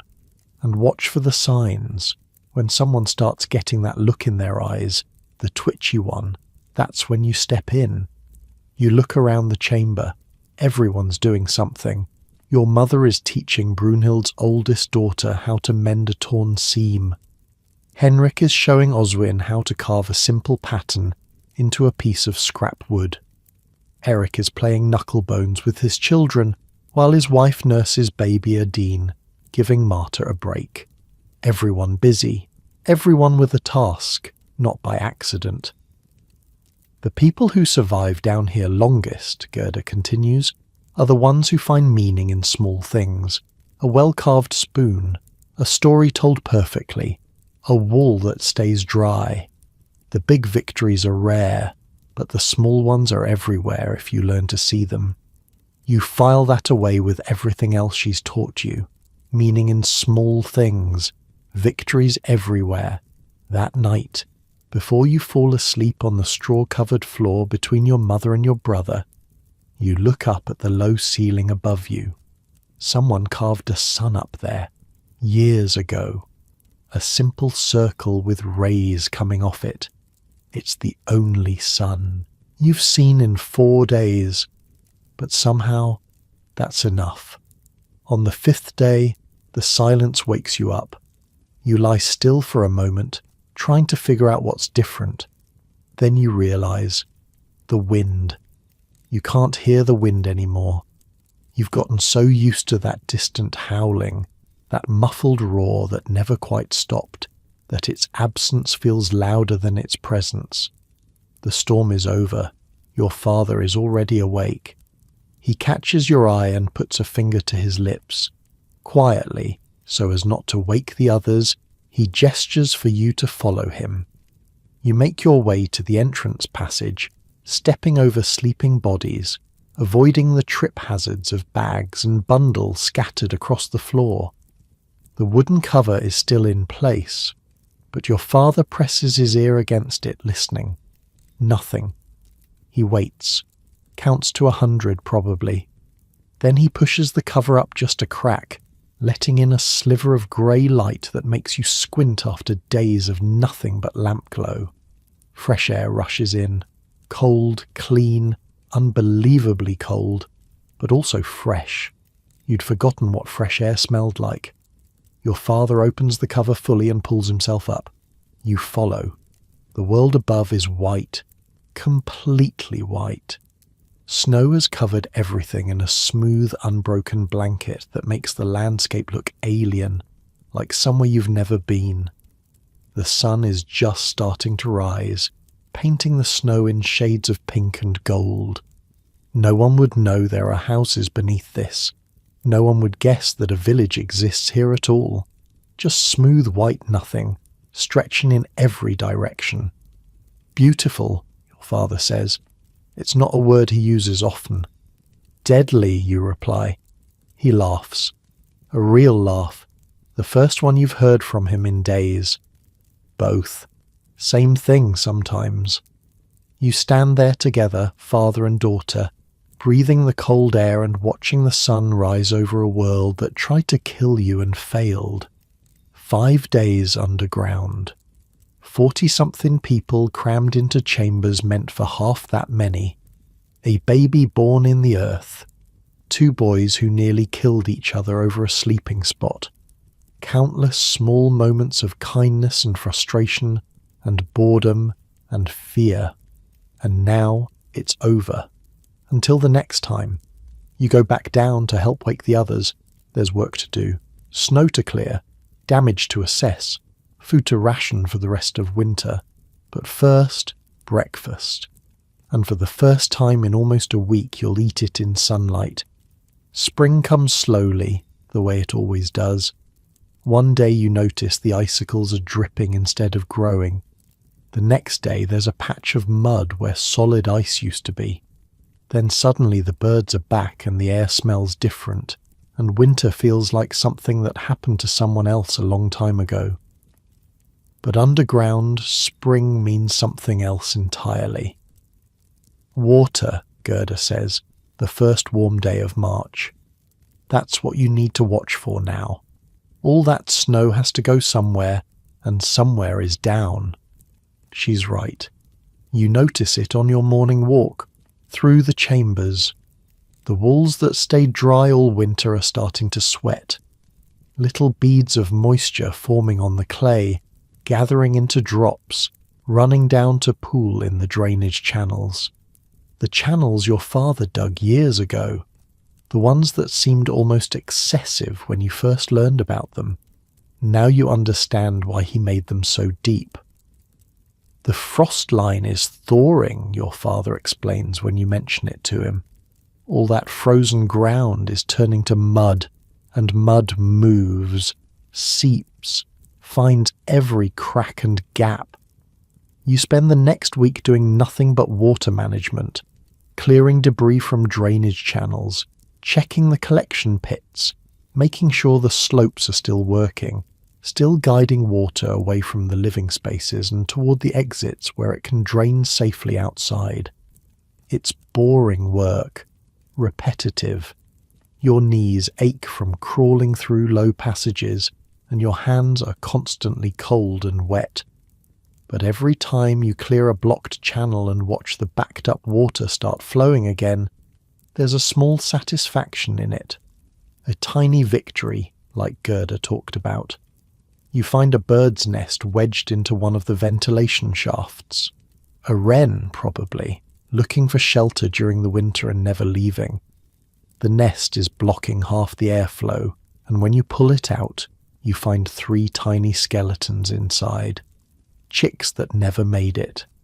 You say a small prayer for them, because it seems like the right thing to do, and then you clear the rest of the debris and move on. That's life down here. Things die in the dark sometimes. You find them and you deal with them and you keep going. The Grubers have trouble. Their new chamber, the one you helped dig after the raid, wasn't designed with spring thaw in mind. Klaus dug the drainage channels, but he dug them level instead of sloped. Water pools instead of flowing. And one morning in mid-March you hear shouting from their direction. Your father is already there when you arrive, ankle deep in muddy water, helping Klaus and his wife Hilda move their supplies to higher ground. Their sleeping platform is soaked. Their stored grain is sitting in an inch of brown water that's getting deeper by the minute. The collection pit is full, Klaus says, panic in his voice. I emptied it yesterday. Where is all this water coming from? Everywhere, your father says. The whole hillside is draining. You need a second outlet. They work through the day, digging a new channel that connects the Gruber chamber to the main network. It's emergency work. Sloppy. Not the careful construction you learned about last autumn. But it does the job. By evening, the water level is dropping and the Grubers are wringing out their blankets with relief on their faces. Should have listened to you, Klaus tells your father. You told me to slope the channels. I thought level was good enough. Now you know. Now I know. That's how lessons get learned down here. The hard way usually. But at least they get learned. April brings mud and more mud. The fields above are too wet to work, so people spend their time on other tasks. Mending tools, repairing houses, planning for the planting season that's still weeks away, and teaching. Oswin finally gets his tour of the tunnels. Your father decides he's ready on a rainy afternoon when there's nothing else to do. You ask to come along, partly because you're curious how much your brother has learned, partly because you want to see the chambers again through fresh eyes. Oswin is terrified and trying not to show it. His face goes pale when you descend into the first chamber, even though he's been down here before. But this is different. This isn't hiding from a storm or a raid. This is learning. This is becoming part of something. What's that? He asks, pointing at the carved handprints on the wall. Grandfather's hands, your father says, and his father's before him, and others, going back longer than anyone remembers. Why? Because they wanted to leave something, proof that they were here, that they mattered. Oswin thinks about this. Then, without asking permission, he presses his own small hand against the wall next to the ancient prints. His fingers don't reach as far as the old ones. He's just a child still, his hands soft and unmarked. But someday they won't be. Your father doesn't scold him, just watches. a small smile playing at the corner of his mouth. Now you're part of it, he says, part of the wall, part of the story. The tour continues. Oswin learns the same things you learned months ago, but his reactions are different. Where you were curious, he's nervous. Where you ask questions, he's mostly silent, absorbing everything with wide eyes and a furrowed brow. The narrow passages scare him. You can see it in the way he hesitates before entering each one, the way his breathing gets faster when the walls press close. It's okay to be scared, you tell him, surprising yourself. I was scared too at first. You were? Everyone is. The earth is heavy. It's above you and around you, and there's nowhere to run if something goes wrong. That fear keeps you careful. He nods slowly. Doesn't look convinced, but at least he keeps moving. By the end of the tour, he knows the signal patterns. 3 fast, 3 slow, 2 and 1. He knows where the collection pits are and why they matter. He knows about the false wall in Gerda's chamber, though your father makes him swear not to tell anyone, not ever, not even his best friend. Some secrets save lives, your father says. That one's yours to keep now. Oswin takes the responsibility seriously. You can see it in the set of his small shoulders, the way his jaw tightens. He's 7 years old, and he's been trusted with something important. It's changing him already. That night he crawls into bed next to you and whispers in the dark, Agnes, do you think I'll be good at it? The underground stuff. You think about the question. He was scared today, genuinely scared. But he didn't run. He didn't cry.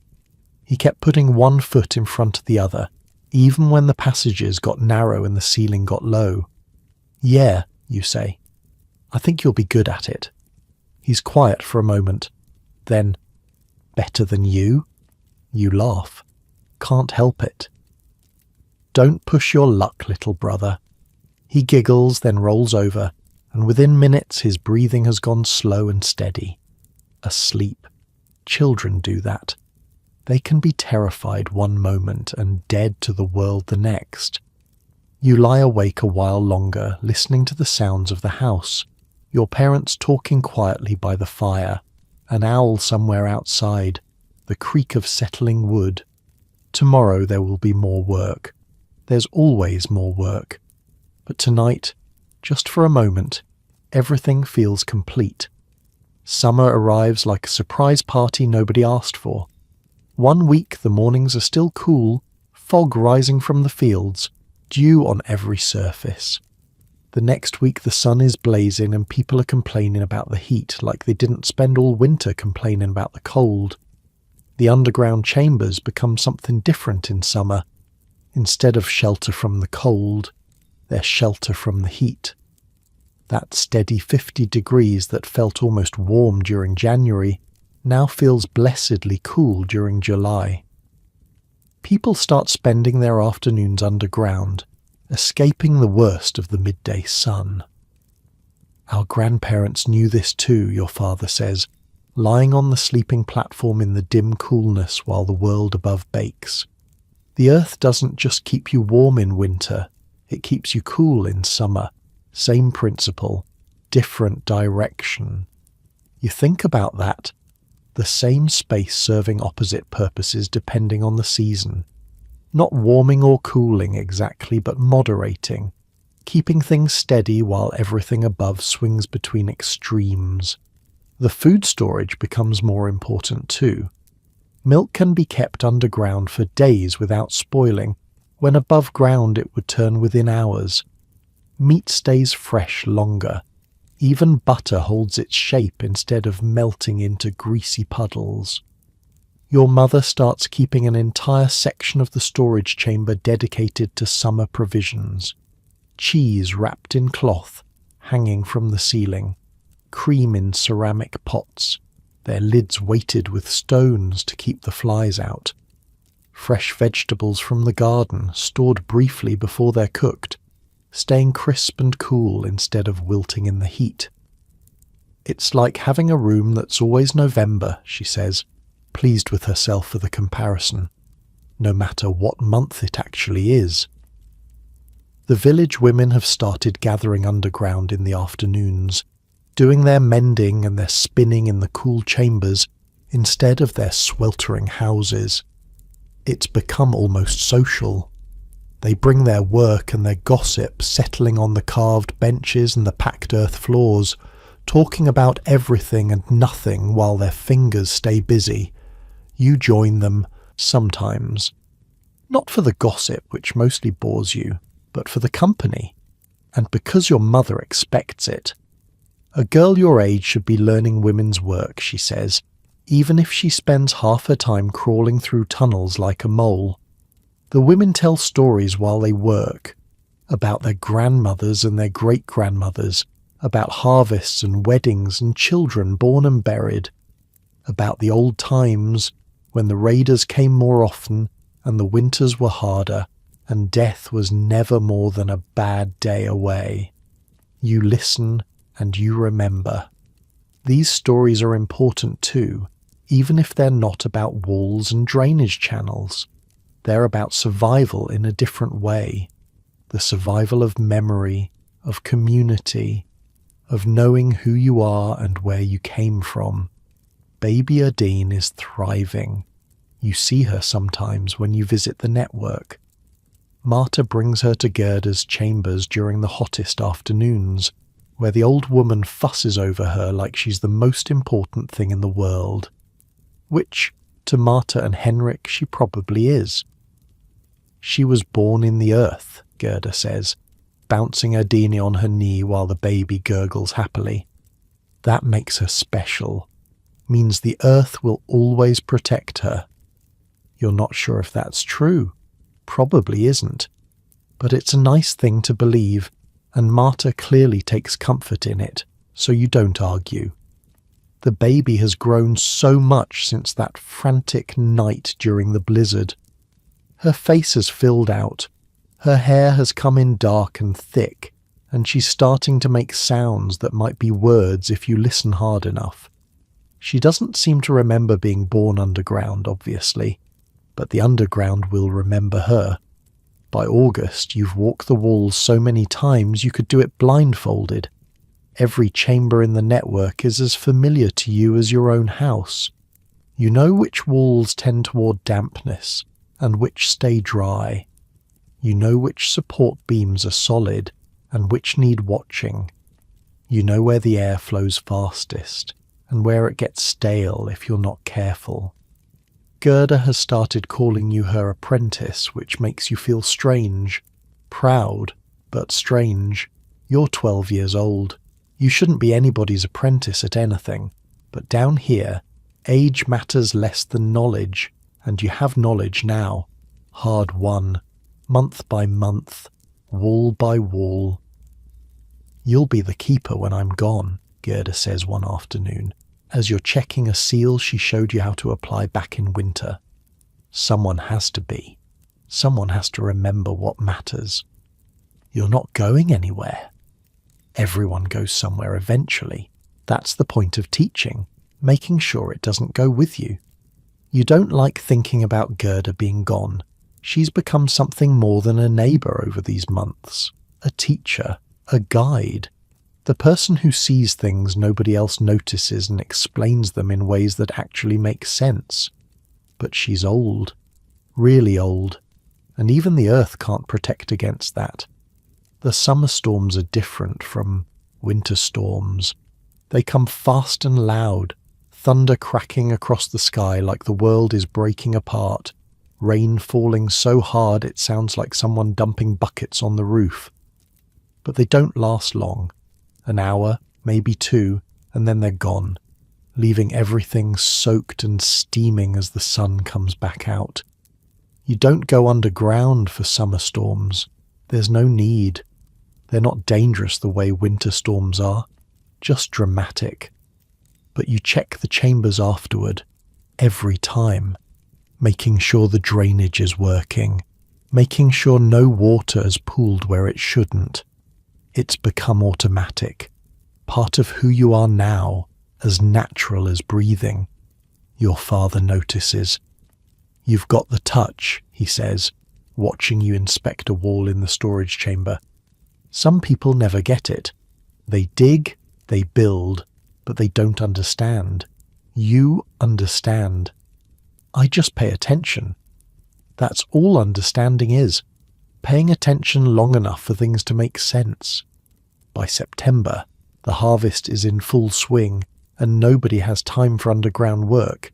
The chambers wait, patient as always, empty during the day while everyone's in the fields, used for storage as the grain comes in, barrels filling up again after the winter's depletion, the cycle continuing the same way it's continued for generations. You find yourself thinking about those generations a lot these days. The hands on the walls, the chambers that were old before your grandparents were born, the knowledge passed down mouth to ear, parent to child, keeper to keeper. Your handprint isn't on the wall yet. Neither is Oswin's. Not really. The one he pressed against the clay was just impulse, just a child's gesture. Someday you'll do it properly. Someday you'll add your mark to the others, proof that you were here, that you mattered. But not yet. There's still so much to learn, still so many walls to walk, so many secrets to uncover, so many small disasters to prevent before they become big ones. The earth waits. It's patient. It's been here longer than humans and will be here long after you're gone. But right now, tonight, it's yours. Your shelter, your safety, your home within a home. And tomorrow, you'll check the walls again. The first frost comes in late October, painting the fields white and making your breath visible in the morning air. You're 13 now.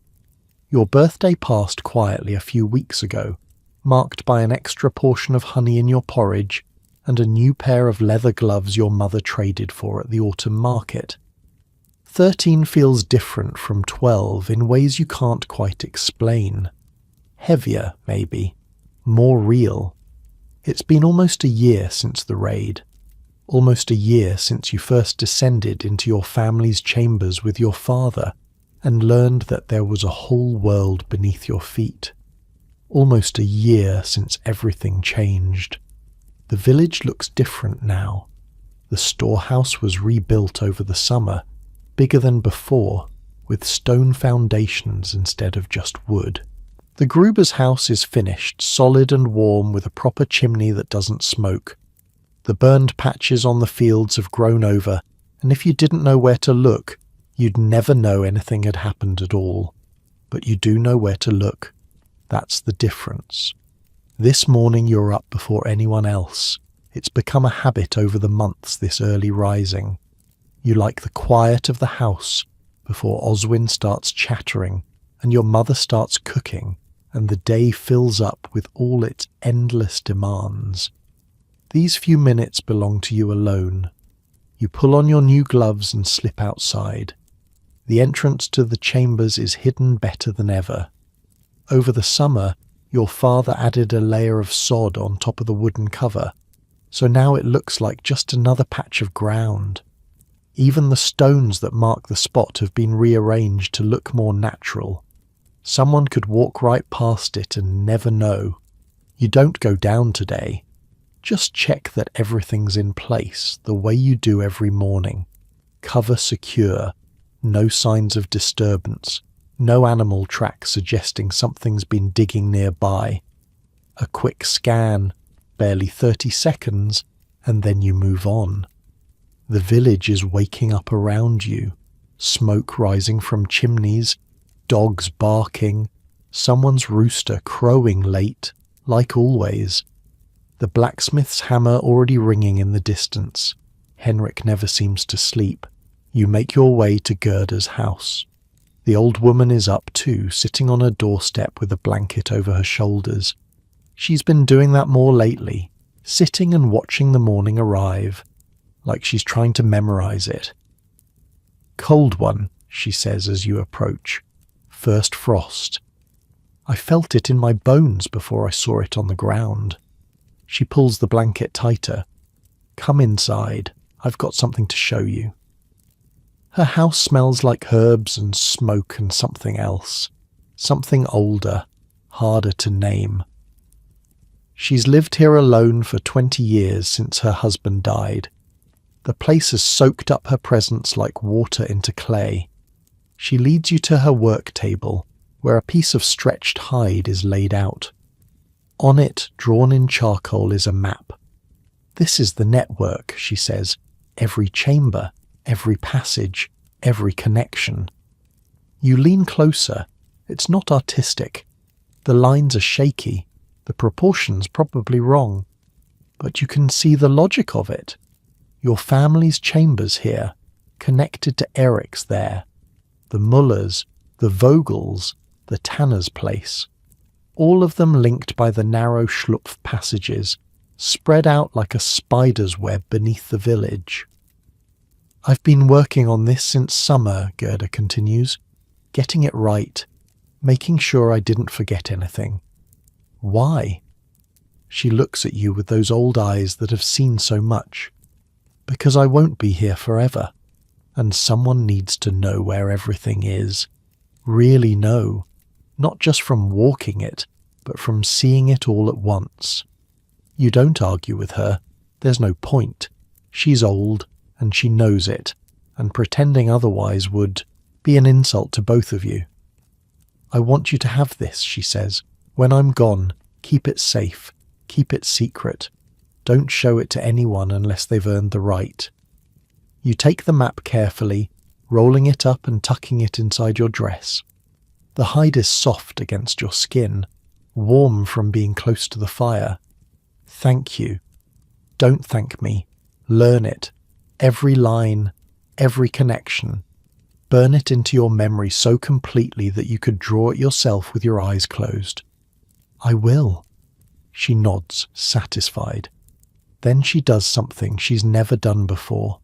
She reaches out and touches your face, her fingers dry and papery against your cheek. "You're a good girl, Agnes. Better than I was at your age. Better than most people are ever." She drops her hand. "Now go. I'm tired, and you've got walls to check."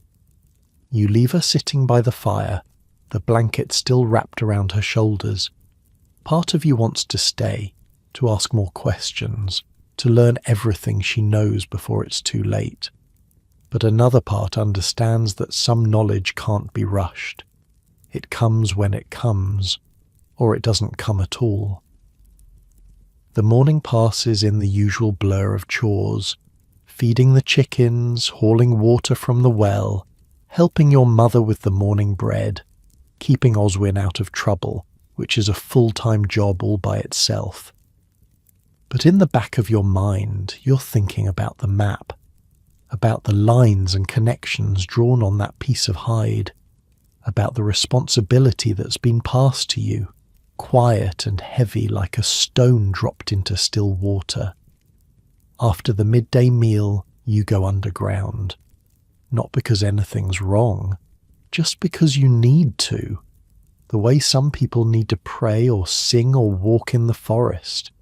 You need to feel the earth around you, solid and unchanging, while the world above spins through its seasons.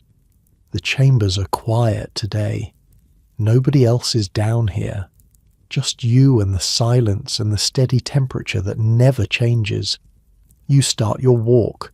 Your family's main chamber first.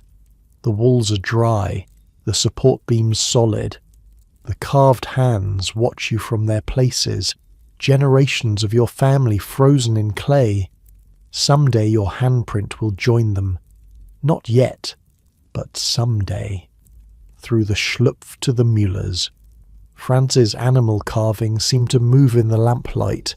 The deer leaping, the boar charging. You check the walls here too. A little dampness near the floor, nothing serious. You make a mental note to come back with sealing paste tomorrow. On through the network, the Vogel's high-ceilinged room, the Tanner's chemical-scented workshop, Eric's chambers, where Erdine was born during the blizzard. You think about Erdine as you walk, almost a year old now, walking sort of on those wobbly legs that babies have.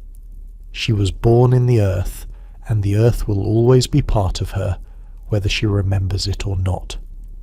Finally you reach Gerda's chambers, the big complex that her husband spent 40 years building and she spent 20 more maintaining.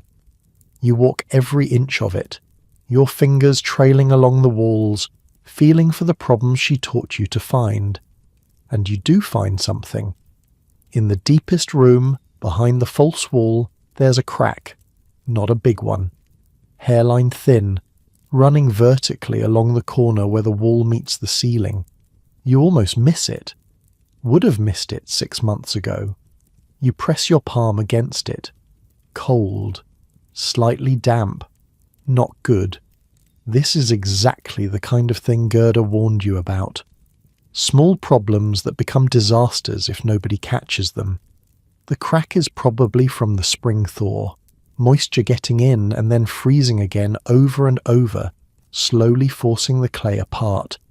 You could fix it yourself. You have the skills now. But this is Gerda's chamber, Gerda's hidden room, and it doesn't feel right to work on it without telling her. So you make your way back above ground, walking carefully through the passages you've memorized over the past year. Up the entrance steps, into the late afternoon light, across the village to Gerda's house. She's asleep in her chair by the fire, breathing slow and steady, her face relaxed in a way it never is when she's awake.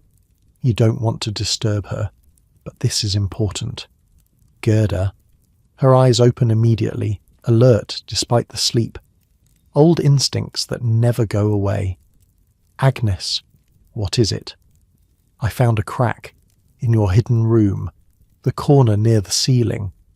She's quiet for a moment, processing. Then she nods. Show me. You help her up, and together you make the walk to her entrance, down the steps, through the chambers she built with her husband's hands and her own labour. By the time you reach the hidden room, she's breathing hard, leaning on your arm more than she probably wants to admit.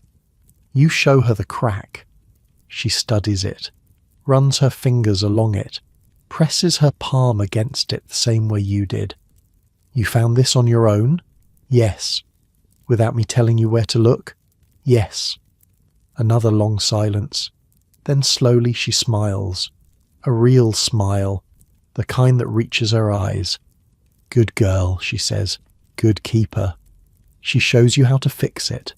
A special mixture, different from the regular ceiling paste. Clay and lime and something else she keeps in a jar that smells like old eggs. You work together, filling the crack, smoothing it over, making it strong again. This won't last forever, she warns. Nothing does. In 10 years, maybe 20, the whole corner will need to be rebuilt. That's how underground works. Constant maintenance. Constant attention. I understand. Do you? She looks at you hard. Really understand? This isn't just about clay and lime. It's about paying attention to the things that matter, even when nobody's watching. It's about caring for something beyond yourself. For people who aren't born yet, who'll need these chambers 100 years from now. I understand, you say again, and this time you mean it differently. Deeper. She touches your face, again the way she did this morning. Yes, she says quietly. I think you do. By the time you leave Gerda's chambers, the sun is setting. The sky is orange and pink and purple, colours splashed across the clouds like someone spilled paint across a canvas. Beautiful, the way autumn sunsets always are in this part of the world. You stand at the entrance for a moment, half in and half out of the earth. Behind you, the tunnels stretch away into darkness. Ahead of you, The village is settling down for the evening, smoke rising, children being called inside, dogs finding their spots by warm hearths. Both worlds, above and below, surface and shelter. You used to think of them as separate. The house where you lived, the chambers where you hid. 2 different places, 2 different lives. But that's not right, you realize now. They're the same thing. Different parts of the same whole, like breathing in and breathing out, like summer and winter, like living and dying. The earth is always there beneath your feet, waiting, patient, ready when you need it. You close the entrance carefully, replacing the sod cover, checking that everything looks natural. Then you walk home through the gathering dusk, your new gloves warm on your hands, the rolled-up map still tucked against your skin. Your mother has supper ready. Pottage again, thick with vegetables from the autumn harvest. A small piece of cheese that she's been saving. Fresh bread still warm from the afternoon baking. Your family gathers around the fire. Your father, tired from a day of working on the winter preparations. Your mother, always busy, always thinking 3 steps ahead. Oswin, already half asleep, his head nodding toward his chest. Nobody talks much. There's no need. The fire crackles, the wind sighs outside, and somewhere in the distance an owl calls out to the darkness. This is what survival looks like. Not the dramatic moments, not the raids and the blizzards and the babies born underground. Those are just the peaks, the parts that stick in memory. The rest of it is this. Quiet evenings, shared meals, family gathered close against the coming cold. Your father catches your eye across the fire. Check the chambers today? Yes. Everything good? You think about the crack in Gerda's hidden room, about the fix you applied, the lesson you learned. Everything's good, he nods, satisfied. He trusts you now in a way he didn't a year ago. You've earned it. Wall by wall, passage by passage, you've become someone he can rely on. After supper, you help your mother clean up while your father carries Oswin to bed.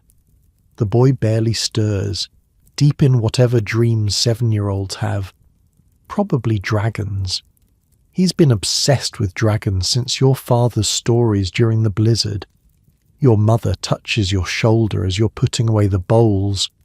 You were gone a long time today. I was with Gerda, learning things. She's teaching you well. She's teaching me everything she knows, because she won't be here forever. Your mother is quiet for a moment. Then, none of us are here forever. That's why we teach, so something survives. You think about that as you settle into your own bed later, the straw rustling beneath you, the blankets heavy and warm.